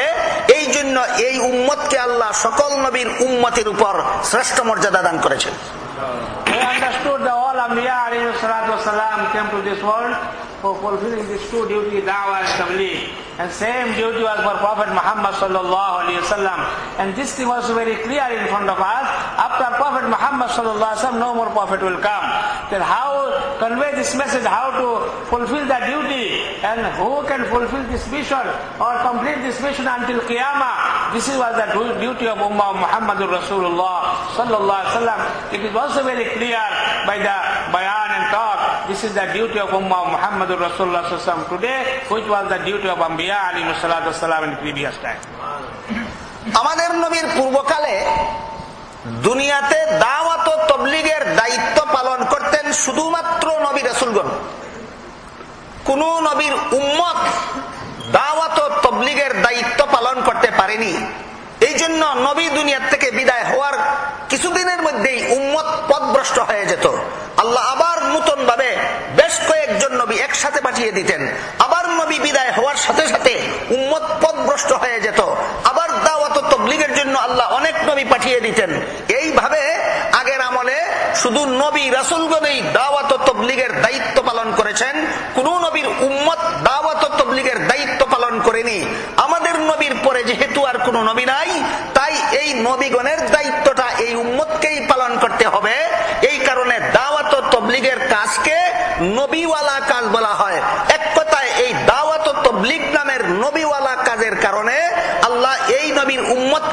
সর্বশ্রেষ্ঠ উম্মত হওয়ার মর্যাদা দান করেছেন। Repeating again, the all other Anbiya alayhi salatu wasalam, they came for same purpose. And purpose of Prophet Muhammad sallallahu alayhi wasallam also was the same. But after Prophet Muhammad sallallahu, no more prophet will come. So who can perform this duty? Allah gave us this opportunity as the Ummah of Muhammadur Rasulullah to fulfill the duty. And all other previous Ummah, they never ever performed this duty. This way, after passing the Prophet Muhammad, at that time, people are misleading. They go into wrong direction. This way there is a need. Was need that Allah sent another prophet. Sometime at a time, Allah sent few prophets together. They are working together how to guide the human being, how to give them right direction. But after Prophet Muhammad sallallahu alaihi wasallam, Allah stopped the chain of Anbiya. No more prophet will come. But who can fulfill this duty? There is a need for the human being to get the guideline, to the guide to the right path. This way Allah gives this duty for this ummah, which was the duty of Anbiya alayhi salatu wassalam. এখানে আনুষঙ্গিকভাবে একটা প্রশ্নের জবাবও আমাদের বুঝে নেওয়া দরকার। সেটা হলো, আল্লাহ পাক রব্বুল আলামিন পবিত্র কোরআনের সূরা আহজাবের 40 নম্বর আয়াতে আমাদের নবীকে খাতামান নাবিয়্যিন বলেছেন। এই খাতামান নাবিয়্যিনের মর্মটাই আমি আগে বলেছি, যে নবীর পরে আর কোন নবীর দরকার বাকি থাকে না, ইনি শেষ নবী ও শ্রেষ্ঠ নবীও।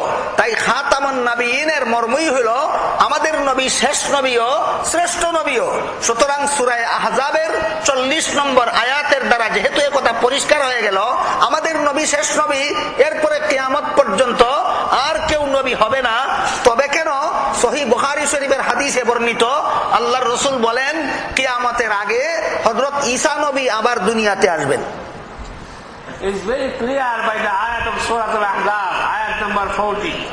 Allah mentioning in that ayat, Khatamul Nabiyyin, seal of the Prophet. Our Prophet Muhammad sallallahu alaihi wasallam, he is the seal of the Prophet. That means after Prophet Muhammad sallallahu alaihi wasallam, no more Prophet will come. It's very clear. Then Allah subhanahu wa ta'ala, why Allah sending again? Isa alayhi salatu wasalam is the one prophet. He will come again, reveal again before Qiyamah. What is the need is there? Because it's still very clear by the ayat of the Quran in Surah Ahzab that no more prophet will come after Prophet Muhammad sallallahu alaihi wasallam. But it is also clear by the Quran and Hadith, before Qiyamah, Isa alayhi salatu wasalam will come again. What is the need of coming Isa alayhi salatu wasalam? He's trying to explain. তিরমিজি শরীফের এক হাদিসে বর্ণিত আল্লাহর রাসূল সাল্লাল্লাহু আলাইহি ওয়াসাল্লাম বলেন, লা তাকুমুস সাআতু হাত্তা ইউবাসা দাজ্জালুনা কাযাবুন কুল্লুহুম ইয়াজআমু আন্নাহু নাবিয়্যুন ওয়া আনা খাতামুন নাবিয়্যিন লা নাবিয়্যা বাদি।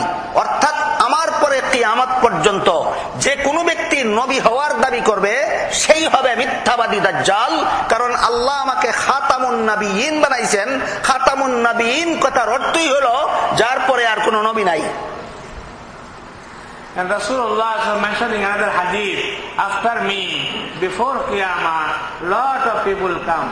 They will proclaim about themselves they are the prophet, but they are the liar. No more prophet will come after me. I am the final prophet. Final message came to me. This way there are some people who will come, they will say I am the prophet, but they are the liar. It is very clear by this hadith of Rasulullah sallallahu alaihi wasallam. খাতামুন নাবিয়্যিনের অর্থ যে যার পরে আর কোনো নবী নাই। এই নবী নাই কথাটার দুইটা ব্যাখ্যা হতে পারে। একটা ব্যাখ্যা হলো যার পরে পৃথিবীতে আর কোনো নবী আসবেন না, আর একটা ব্যাখ্যা হলো যার পরে আর কেউ নবী হবে না। হাদিসের ব্যাখ্যায় লেখা আছে লা নাবিয়্যা বাদি, অর্থ যে আমার পরে কোনো নবী নাই। এর অর্থ যদি বলা হয় যে আমার পরে আর কোনো নবী পৃথিবীতে আসবেন না, সেই ব্যাখ্যা শুদ্ধ নয়, সেই ব্যাখ্যা ভুল। কারণ সহিহ বুখারী শরীফের হাদিসে আছে আল্লাহর রাসূল বলেছেন ঈসা নবী কিয়ামতের আগে আবারও আসবেন। সুতরাং আমার পরে কোনো নবী নাই কথার অর্থ কোনো নবী আসবেন না নয়। সহিহ মুসলিম শরীফের হাদিসে উল্লেখ আছে লা নুবুওয়াতা বাদি, আমার পরে কোনো নবী নাই কথার ব্যাখ্যা হলো আমার পরে আর কোনো নবী আসবেন না নয়, আমার পরে আর কেউ নবী হবে না। They say our Prophet Muhammad is the seal of the Prophet. There is a two meaning can be for this hadith. One is no more prophet will come after Prophet Muhammad sallallahu alaihi wasallam, or nobody can appoint as a prophet after Prophet Muhammad sallallahu alaihi wasallam. If you want to say this way, no more prophet will come after Prophet Muhammad sallallahu alaihi wasallam. Isa will come. The contradiction is there. But nobody will appoint it as a Nabi and Prophet alayhi salatu wasalam after Prophet Muhammad sallallahu alaihi wasallam. This way, there is another hadith also, La nabuwata ba'di.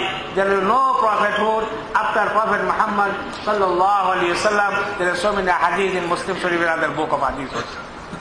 তারপরে প্রশ্ন বাকি থাকে যে লা নবিয়া বাদি অর্থ যদি আর কোন নবী আসবেন না না হয় আর কেউ নবী হবে না হয়, তারপরে প্রশ্ন বাকি থাকে যে ঈসা আলাইহিস সালাম কিয়ামতের আগে আসবেন কেন, যেহেতু আমাদের নবীর পরে আর কোন নবীর দরকার দুনিয়ার জন্য বাকি নাই, দুনিয়াবাসী আর কোন নবীর নবুয়তের মুখাপেক্ষী নয়, আমাদের নবীর নবুয়ত কিয়ামত পর্যন্ত সারা দুনিয়াবাসীর জন্য যথেষ্ট।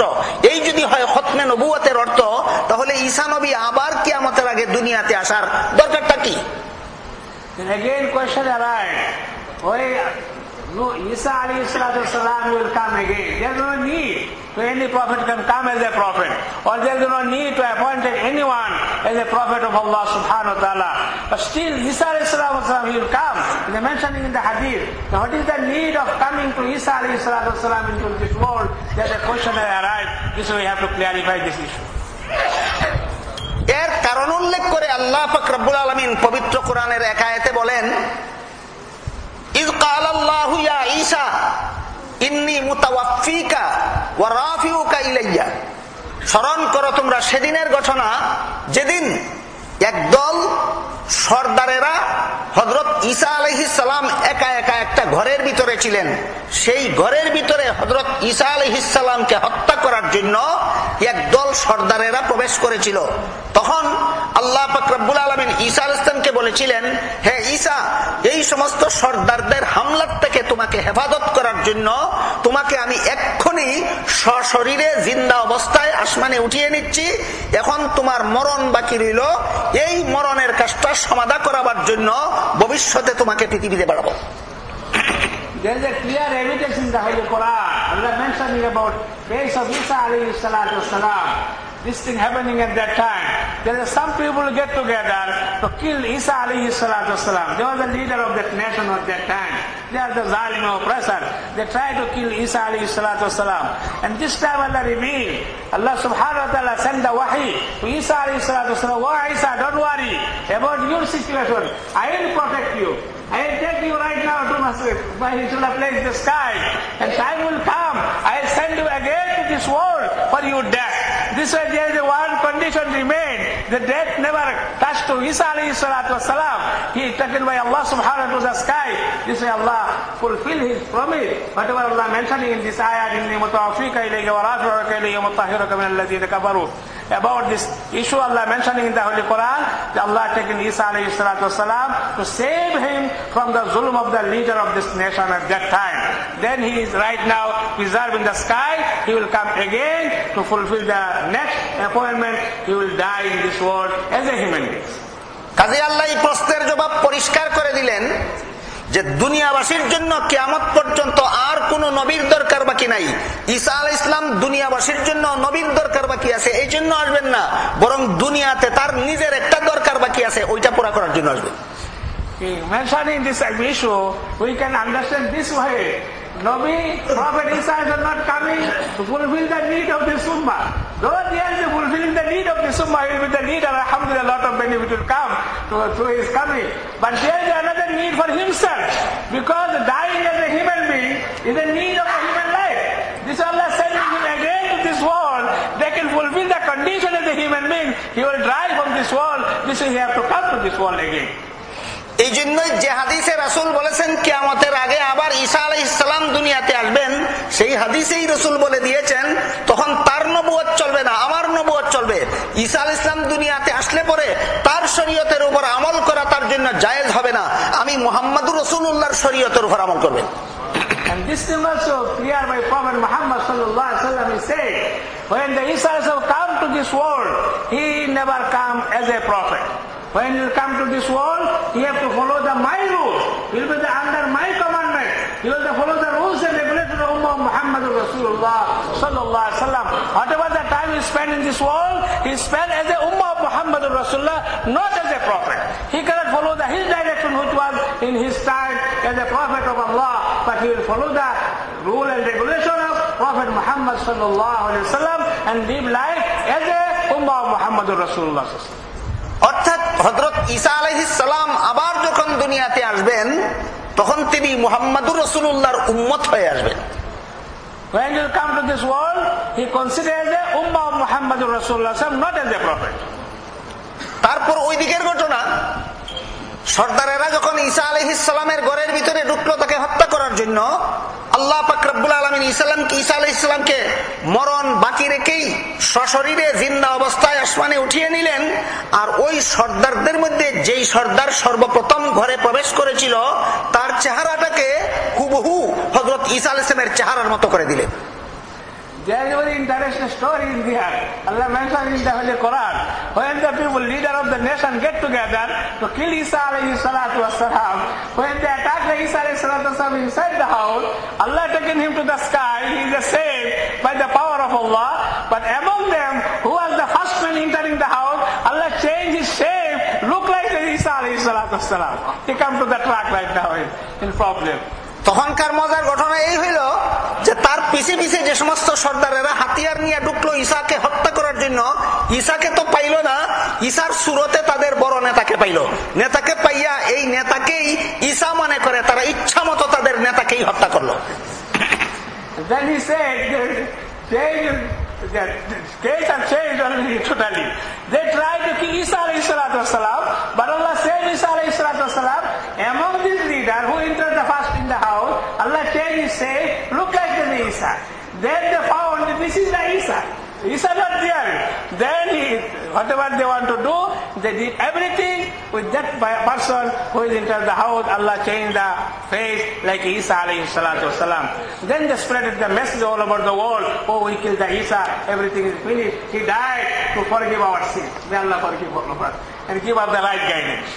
তাই অবস্থার বিবরণ দিয়ে আল্লাহ অন্য আয়াতে বলেন, ওমা কাতালুহু ওমা সালাবুহু ওয়ালাকিন শুব্বিহা লাহুম। শত্রুরা ঈসা আলাইহিস সালামকে হত্যাও করতে পারেনি, শত্রুরা হযরত ঈসা আলাইহিস সালামকে শুলিতেও চড়াতে পারেনি। হত্যা করার গুজবটা যেমন মিথ্যা, শুলিতে চড়াবার গুজবটাও মিথ্যা। তার মরণেই বাকি রয়েছে, যেটা সমাধা করার জন্য ভবিষ্যতে দুনিয়াতে আসবে। Allah mentioned in the Holy Quran, everybody will know the Quran is truth. Allah mentioned the two words is there, وَمَا قَتَلُوهُ وَمَا صَلَبُوهُ. They never killed Isa alayhi salatu wasalam. They never crucified to Isa alayhi salatu wasalam. Whatever they spreading in their message, in their book with the name of Injil and this and that, it is not truth. Because Allah mentioning in the Holy Quran, Quran is the truth. There is no any doubt anything in the Quran. Inshallah Allah mentioning, they never killed Isa alayhi salatu wasalam. They never crucified Isa alayhi salatu wasalam. But Allah subhanahu wa ta'ala taking him to save Isa alayhi salatu wasalam, he will come back again. এবার আমরা মূল কথার দিকে ফিরে যাই। যেহেতু আমাদের নবী শেষ নবী, এই নবীর পরে আর কেউ নবী হবে না। এবার বলুন, আমার কথা বুঝে থাকলে একটু দয়া করে বলুন, আর কোন নবী আসবেন না, না আর কেউ নবী হবে না? আর কোন নবী আসবেন না, না হবে না? কারণ একজন নবী আসবেন।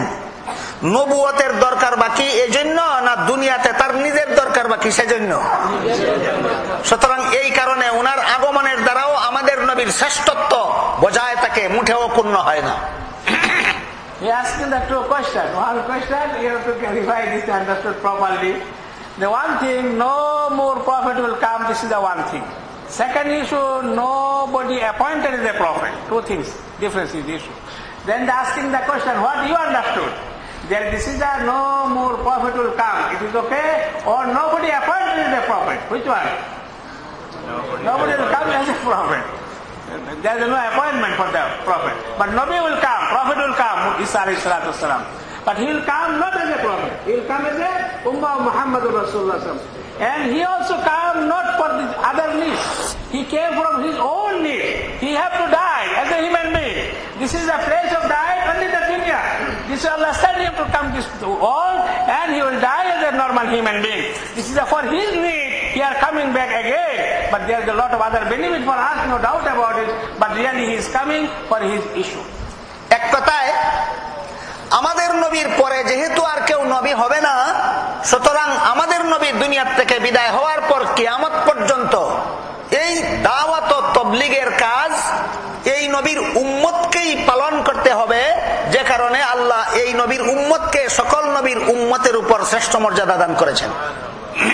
He is repeating again, we right now understood very clearly, because Allah never sending any more prophet after Prophet Muhammad sallallahu alaihi wasallam. But this mission will continue until Qiyamah. Who will fulfill the duty? This Allah appointed us as the Ummah of Muhammadur Rasulullah sallallahu alaihi wasallam to fulfill the duty of Anbiya alayhi salatu wasalam, especially the duty of Prophet Muhammad sallallahu alaihi wasallam. This is our duty. We have to understood very clearly. This is what the duty of Anbiya. Today, this duty on our shoulder. We have to be ready to fulfill our duty as the Ummah of Muhammadur Rasulullah sallallahu alaihi wasallam. তাই মুহাম্মদুর রাসূলুল্লাহ সাল্লাল্লাহু আলাইহি ওয়াসাল্লাম ঐতিহাসিক বিদায় হজের ভাষণের শেষের দিকে বলেন, ফাল ইউবাল্লিগিশ শাহিদু মিনকুমুল গায়ব, অর্থাৎ আমি যাদেরকে পাইলাম তাদের কাছে তাবলীগ আমি করলাম, আর যাদেরকে আমি পাইলাম না তাদের কাছে তাবলীগ করার দায়িত্ব তোমরা আমার উম্মতেরা যারা তোমাদের হাতে অর্পণ করলাম। This is the speech of Rasulullah sallallahu alaihi wasallam, with a long speech in his whole life. In the day of Arafah, everything details discussed. Rasulullah some guideline for the whole ummah until Qiyamah. And this bayan and this speech, Rasulullah mentioned in one single sentence, فَلْيُبَلِّغِ الشَّاهِدُ مِنْكُمُ الْغَائِبِ. Those who are present today, this is your duty. You have to convey this message to others until Qiyamah. Those who are not present today, about the place, about the time until Qiyamah. This is Rasulullah emphasizing this issue. This is called tabligh, conveying the message, reaching to the convey to each and every individual. This is a duty today for us. This is Allah mentioning the day of Arafah. We have to try our best to understand and fulfill our duty. আমি আশা করি এতক্ষণে আপনারা বুঝতে পেরেছেন মুহাম্মদুর রাসূলুল্লাহ সাল্লাল্লাহু আলাইহি ওয়াসাল্লামের উম্মতেরা সর্বশ্রেষ্ঠ উম্মত হওয়ার মর্যাদা লাভ করার একমাত্র কারণ দাওয়াত ও তাবলীগ। সুতরাং এই দাওয়াত ও তাবলীগ উম্মতের প্রতিটি ব্যক্তিকেই করতে হবে, না কাকে করতে হবে এই ব্যাপারটাও আমাদের বোঝার মতো ব্যাপার। We understood the one thing very clearly. This is the only means or media or reason to be a best ummah, because we are fulfilling the duty of Anbiya alayhi salatu wassalam. How we can fulfill our duty? We have to understand the method. Is it for each and every individual, or there is some other way to fulfill the duty, to convey this message to each and every individual? To try to explain this issue. আল্লাহ পাক রব্বুল আলামিন কোরআনের অন্য এক আয়াতে বলেন, ফালাউলা নাফারা মিন কুল্লি ফিরকাতিন মিনহুম তাইফাতুল লিয়াতাফাক্কাহু ফিদ-দ্বীন। হে মুমিন মুসলমানগণ, তোমাদের সকলের মধ্য থেকে একটা দল ইসলামী শিক্ষা দীক্ষা হাসিল করার জন্য বের হয়ে যাও। এই আয়াতের তাফসীরে মুফাসসিরিন একরাম লিখেছেন, ইসলামের উচ্চতর শিক্ষা হাসিল করা সমস্ত মুসলমান নারী পুরুষের জন্য ফরজ নয়, তবে যে হাদিস শরীফে আল্লাহ রাসূল বলেছেন তলাবুল ইলমি ফারিদাতুন আলা কুল্লি মুসলিম, ইলম শিক্ষা করা সমস্ত মুসলমান নারী পুরুষের জন্য ফরজ, এটা ইসলামের উচ্চতর শিক্ষা নয়, এটা ইসলামের প্রাথমিক শিক্ষা। ইসলামের প্রাথমিক শিক্ষা অর্থাৎ কলেমা কালাম, উযু গোসল, নামাজ রোজা, পাক না পাক, হালাল হারাম, যেগুলি না শিখলে মুসলমানের মতো জীবন যাপন করা যায় না, এইগুলি শিক্ষা গ্রহণ করা সমস্ত মুসলমান নারী পুরুষের জন্য ফরজ। কিন্তু 30 পারা কোরআনের তাফসীর শিক্ষা করা, লক্ষ লক্ষ হাদিসের ব্যাখ্যা শিক্ষা করা, কোটি কোটি ফতোয়া ফরাইজের মাসআলা মাসাইল শিক্ষা করা যেমন ভাবে সমস্ত মুসলমান নারী পুরুষের জন্য ফরজ নয়, একদল শিক্ষা করলেই সমাজের দায়িত্ব আদায় হয়ে যায়, ঠিক তেমনি ভাবে দুনিয়াবাসীকে নবীওয়ালা কাজ দাওয়াত ও তাবলীগের দায়িত্ব সমস্ত নারী পুরুষকে সম্মিলিতভাবে পালন করা ফরজ নয়। একটা দল পালন করলেই এই গোটা উম্মত সর্বশ্রেষ্ঠ উম্মতের মর্যাদা লাভ করতে পারবে। Giving example, there is an ayat in Surah Tawbah about the seeking the knowledge, gaining the knowledge of Allah subhanahu wa ta'ala, learning the Quran, Hadith, Allah mentioning in that ayat, فَلَوْلَا نَفَرَ مِنْ كُلِّ فِرْقَةٍ مِّنْهُمْ طَائِفَةٌ لِيَتَفَقَّهُوا فِي الدِّينِ. Among this ummah, there should be one group, special group, because there are two levels of knowledge is there. One is the basic knowledge, fundamental knowledge, which is for us for each and every individual. And there is a higher kind of knowledge, to be a mufti, muhaddis, mufassir, learning the thousand hadith, explanation of the Quran in details, and masail and fatawa, higher education. There will be some limited people, they can get degree and higher education, they can fulfill the need of the whole ummah. But basic knowledge is the first for each and every individual. This is the basic knowledge we have to learn. Like Allah subhanahu wa ta'ala mentioning by Prophet, Talabul ilmi faridatun ala kulli muslim. This is the basic knowledge for us for each and every individual. But higher knowledge, this is the limited people can be achieved and they can fulfill the duty behalf of the whole ummah. Similar way, for the learning the iman, for the basic iman is the first with each and every individual. But higher kind of, this is the duty to convey this message to each and every individual. If there is some special group of the people to fulfill the duty, but condition is very clear, we have to convey this message each and every individual, the whole ummah. Unless there remain one single individual, we cannot fulfill our duty. But if there's some special group, they are, by their effort, if they fulfill the duty, rest of the ummah, they will be saved, Allah will forgive them. But the basic iman and basic knowledge is the first for everybody.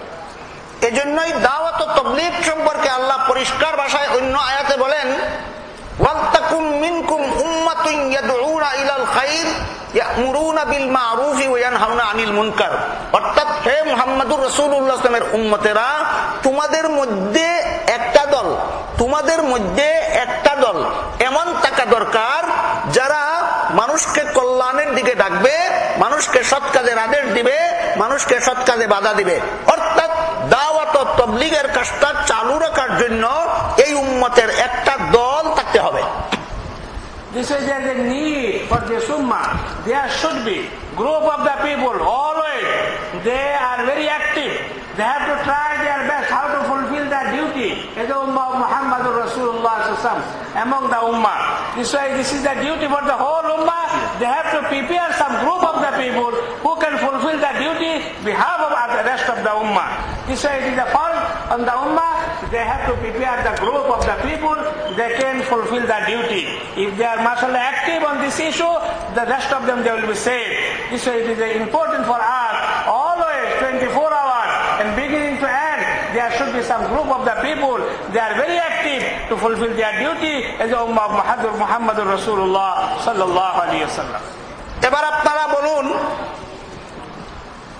বর্তমান দুনিয়ার উত্তর মেরু থেকে দক্ষিণ মেরু পর্যন্ত, বাংলাদেশ থেকে সুদূর আমেরিকা পর্যন্ত, এক কথায় সারা পৃথিবীর আনাচে কানাচে এই উম্মতের একটা দল দাওয়াত ও তাবলীগের দায়িত্ব পালন করতেছে কিনা? Asking the question today, we can see from the north to south and east to west, among this ummah, there is some group of the people that are fulfilling their duty as the ummah of Muhammad Rasulullah or not. We have to check this thing. If it's mashallah fulfilling the duty is okay, if there is anything remain, any shortness, then we have to fulfill that part. আল্লাহ যেভাবে কোরআনে বলেছিলেন তোমাদের মধ্যে দাওয়াত ও তাবলীগের জন্য একটা দল থাকা দরকার, আমরা সুস্পষ্টভাবে কোরআনের সেই নির্দেশ মতে দেখতে পাই সারা বিশ্বের আনাচে কানাচে দাওয়াত ও তাবলীগের দায়িত্ব পালন করার জন্য একটা দল কাজ করে যাচ্ছে। We observe mashallah all over the world. Today, alhamdulillah, they are trying their best to fulfill their duty to convey this message to each and every individual. There is some active group of the people, they are trying their best to fulfill their duty. প্রশ্ন জাগতে পারে, বর্তমান দুনিয়ার এক প্রান্ত থেকে অপর প্রান্ত পর্যন্ত যে একটা দল দাওয়াত ও তাবলীগের কাজ করে যাচ্ছে, এই দলটা চালু করেছিলেন হযরত মাওলানা ইলিয়াস রহমাতুল্লাহি আলাইহি। হযরত ইলিয়াস রহমাতুল্লাহি আলাইহির আগে এই দলটা পৃথিবীতে ছিল না।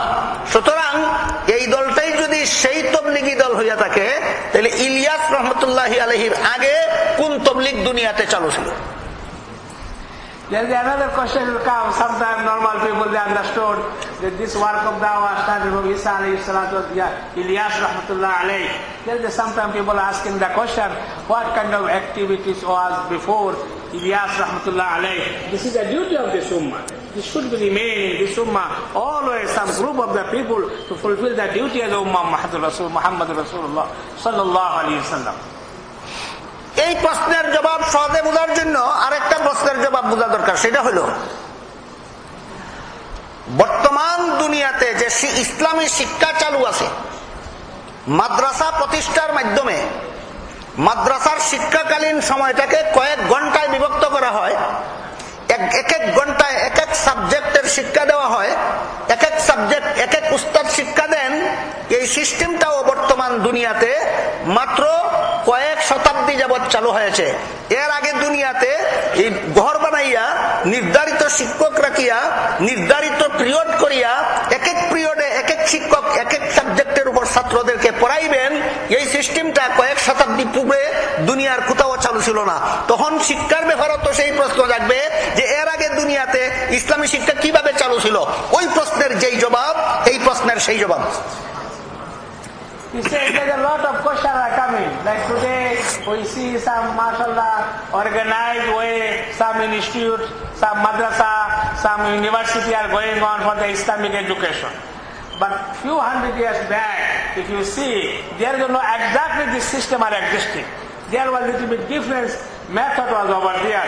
Maybe one muhaddith is teaching in the one place, one Mufassir is teaching the one place. It was a different group and different way they are learning the hadith and Quran and tafsir. But finally, these things are coming, they organize properly, few teachers get together, they mashallah divided their time in different periods, they're teaching some of them fiqh, tafsir, hadith, they organize everything proper way. Before this organized things, there was some other method are existing. Similar way, about the dawah, after Ilyas rahmatullah alayhi, they're trying to awake all the ummah, everybody can get ready because there's a lot of weaknesses is there. Lot of people died without iman. So today become more important duty. Everybody have tried to fulfill the duty as Ummah Muhammad Rasulullah. Before that time, there was also some specific people. They are trying their best. Because of their effort, these are existing this work until now. Because of their effort, we are Muslim also. Allah give us tawfiq. Because in Safkund you see, we give you some example. Some Mu'ayyid Chisti he came. Because of his effort, 9 million people become Muslim at a time. There was the big guy in that time. উভয় প্রশ্নের সারমর্ম, উভয় প্রশ্নের জবাবের মর্ম এক, অর্থাৎ ইসলামী শিক্ষা এই উম্মতের মধ্যে চালু রাখা যেমন ভাবে উলামায়ে কেরামের উপর ফরজ, ঠিক তেমনি ভাবে দাওয়াত ও তাবলীগ এর কাজ চালু রাখাটাও ফরজ। এই শিক্ষা এবং তাবলীগ দুটোই মুহাম্মদুর রাসূলুল্লাহ সাল্লাল্লাহু আলাইহি ওয়াসাল্লামের যুগ থেকে শুরু হয়েছিল এবং কিয়ামত পর্যন্ত চলতে থাকবে। আর শুধু পদ্ধতিগত বেশ কম, আগেকার যুগে তখনকার যুগের পরিবেশ পরিস্থিতির উপযোগী ছিল শিক্ষা ব্যবস্থা এবং সেই যুগের অবস্থার উপযোগী ছিল তাবলীগের ব্যবস্থা। যুগের পরিবর্তনে ব্যবস্থার পরিবর্তন হয়, মূল কাজের কখনো পরিবর্তন হয় না। মূল কাজ তালিম, মূল কাজ তাবলীগ। রাসূলের যুগেও ছিল, সর্বযুগেই ছিল, আমাদের যুগেও আছে, কিয়ামত পর্যন্ত আছে। তালিম এবং তাবলীগ এই দুইটা হইল মূল কাজ, এটা ফরজ, এটা সর্বযুগেই চালু আছে, সর্বযুগেই থাকবে। অবস্থা ব্যবস্থার প্রেক্ষিতে শুধুমাত্র পদ্ধতিগত পরিবর্তন হয়। এই পদ্ধতিগত পরিবর্তন এইটাও কোরআন হাদিসের দ্বারা সমর্থিত। Clarify one more issue. This is the two basic issue are followed for this ummah. One is the da'wah and tabligh, and another is the ta'lim. We have to know about the Quran in detail, how we can convey the message to others. So ta'lim and tabligh must be together. This is some ulama, Allah accept them, jazahumullahu khair, Allah give them tawfiq. They try their best to fulfill their duty both ways. But there is a different method are coming in different time and age. Sometimes the method was different, sometimes additional things are coming based on the circumstances. But both are performing by the ulama. They are the muballigh, they are the muallim. From the time of Rasulullah sallallahu alaihi wasallam until now, some ulama, alhamdulillah, they trying their best. Among today also, behind this da'wah, work started by the ulama. Ilyas also, he was the big alim. His son also Yusuf, he was the alim. By the effort of the ulama, this ta'lim or tabligh, always continuously performing the duty, some group of the people. This thing will continue until Qiyamah. You have to understand, these two things are together, must be, then we can complete our duty as the Ummah of Muhammadur Rasulullah sallallahu alaihi wasallam, tabligh and ta'lim together. নূতন অবস্থা অনুপাতে নূতন ব্যবস্থা গ্রহণের সমর্থনে হাদিস শরীফে রাসূল করিম সাল্লাল্লাহু আলাইহি ওয়াসাল্লাম বলেন, মান সান্না সুন্নাতান হাসানাতান ফালাহু আজরুহা ওয়া আজরু মান আমিলা বিহা ওয়া মান সান্না সুন্নাতান সাইয়্যাতান ফাআলাইহি বিজরুহা ওয়া বিজরু মান আমিলা বিহা আও কামা ক্বালা আলাইহিস সালাতু ওয়াস সালাম। অর্থাৎ ধর্মের মূল কাজ চালু করার জন্য অবস্থা অনুপাতে নূতন ব্যবস্থা যারা চালু করবে, ওই ব্যবস্থা মতে ধর্মের মূল কাজটা যত লোকে পালন করবে, সর্বলোকে যে পরিমাণ সওয়াব পাবে, নূতন ব্যবস্থা প্রদানকারী একা পাবে সেই পরিমাণ সওয়াব। He mentioning another hadith based on the situation and circumstances. Sometimes we have to do something, you change little bit different, but basic issue are same. Additional things are sometimes coming based on the circumstances. This way he is saying there is a hadith Rasulullah is mentioning, there will be some new issue also sometimes add to help the basic issue. Man sanna sunnatan hasana.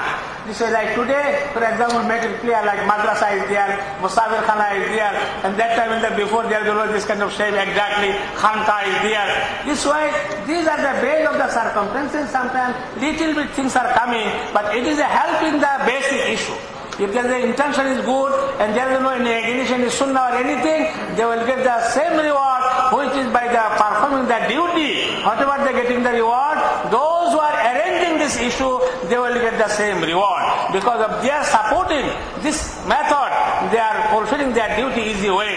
This way in the different issue and different circumstances and different time, something little bit are changing, but basic issue are same, there is no change. Maybe based on the circumstances, some method are little bit difference are coming, which is beneficial. বর্তমান দুনিয়াতে দাওয়াত ও তাবলীগের কাজ যে একটা মাত্র দল চালিয়ে যাচ্ছে, এই দল মৌলিকভাবে 6টা কথার প্রচার করে যাচ্ছে। 1 নম্বর হলো কলেমা, 2 নম্বর নামাজ, 3 নম্বর ইলম ও জিকির, 4 নম্বর ইকরামুল মুসলিমিন, 5 নম্বর সহিহ নিয়ত, 6 নম্বর নফর ফি সাবিলিল্লাহ। এই 6টা কাজের 6টাই রাসূলের যুগ থেকে চালু হয়ে আছে, কিয়ামত পর্যন্ত চালু থাকবে। ইলিয়াস রাহমাতুল্লাহি আলাইহি চালু করার জন্য যুগ উপযোগী একটা নতুন সিস্টেম করেছেন মাত্র। কাজ নতুন নয়, সিস্টেম নতুন, কাজ পুরাতন। নতুন সিস্টেম যদি কেউ চালু করে যার মাধ্যমে পুরাতন কাজটা সহজে করা যায়, এই ব্যাপারেই রাসূল বলেন যে এই নতুন পদ্ধতিটা যে চালু করলো, সে এই পদ্ধতি মতে যত লোকে আমল করলো, সর্বলোকে যে পরিমাণ সওয়াব পাবে, একা পদ্ধতিটা চালু করেনেওয়ালা সেই পরিমাণ সওয়াব পাবে। রাসূলের সেই হাদিস মতে হযরত ইলিয়াস রাহমাতুল্লাহি আলাইহির চালু করা সিস্টেম মতে যত লক্ষ মানুষ নিজের কলেমা দুরুস্ত করলো, যত লক্ষ মানুষ নিজের নামাজ সংশোধন করলো, যত লক্ষ কোটি মানুষ ইলম ও জিকির হাসিল করলো, যত লক্ষ কোটি মানুষ ইকরামুল মুসলিমিন হাসিল করলো, যত লক্ষ কোটি মানুষ সহিহ নিয়ত শিখতে পারলো, যত লক্ষ কোটি মানুষ নফর ফি সাবিলিল্লাহর দায়িত্ব পালন করলো, সকলের সমপরিমাণ সওয়াব একা ইলিয়াস রাহমাতুল্লাহি আলাইহি পাবে।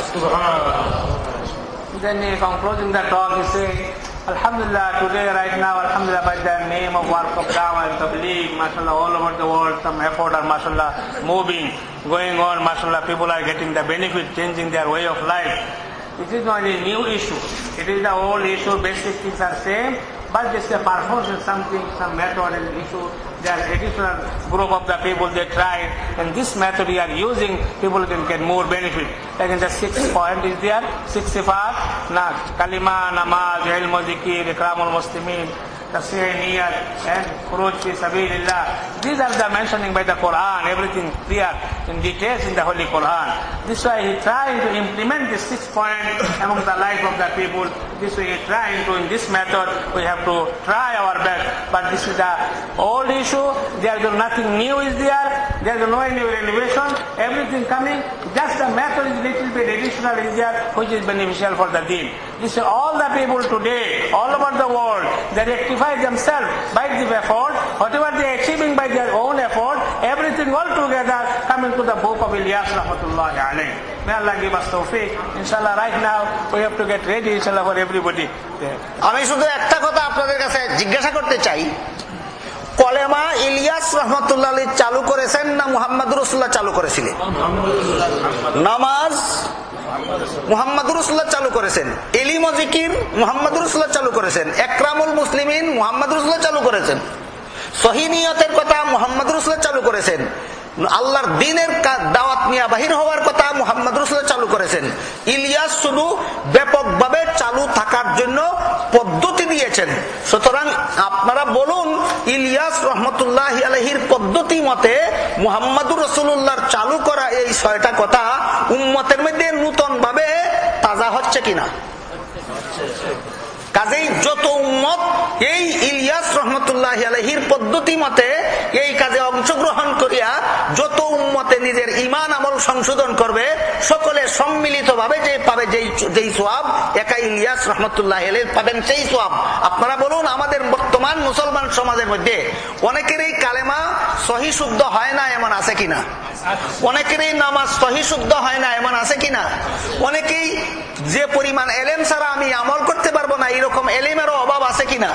এই সমস্ত অভাব সংশোধন করতে হইলে, সত্যিকারের মুসলমানের মতো মুসলমান হইতে হইলে, আর মুসলমানের মতো জীবনযাপন করতে হইলে বর্তমান দুনিয়াতে এই দাওয়াত ও তাবলীগের 6 উসুল পালন করা ছাড়া সহজ কোনো ব্যবস্থা সর্বসাধারণের জন্য নাই। তাই আল্লাহ আপনাদের আমাদের সবাইকে এই সহজ ব্যবস্থার মাধ্যমে দাওয়াত ও তাবলীগের কাজে অংশগ্রহণ করে আমাদের জিন্দেগিকে ইসলামী জিন্দেগি রূপে গঠন করে তোলার তৌফিক দান করুন। সবাই বলুন আমিন। Concluding his talk, he said, in short, he asking the question, they like a kalima, salat, ilm, dhikr.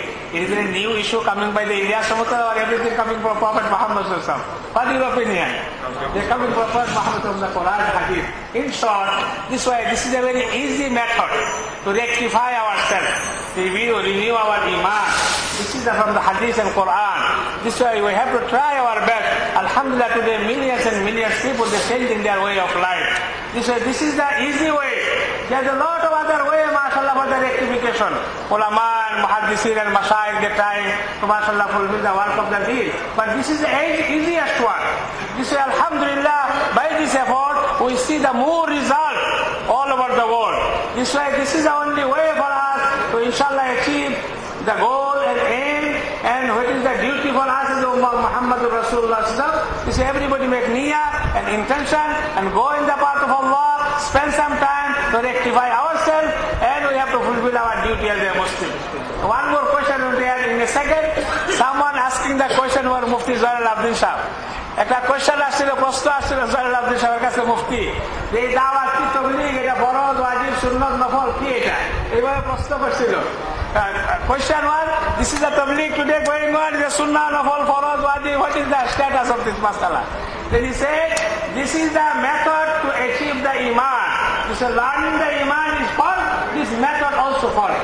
Review the iman is the first for everybody. This is the mandatory thing for everybody. This is the necessary for the whole ummah, men and women. May Allah give us tawfiq.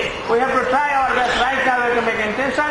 This is the formality our ulama, jazahumullah khair. They give us at least 4 months. We have to go to in the path of Allah under the obedience of Amir and following this mashallah dawah, talim, khidmah, ibadah. Inshallah, thumma inshallah, Allah give us tawfiq to fulfill the whole duty and following the whole deed. So who is ready right now for 4 months? Please name inshallah. Please sit there, inshallah. Don't move, please. This is the main time. Inshallah. May Allah reward all of us. Please sit there, please, inshallah. And make dua, Allah accept all of us. Say Ameen. We have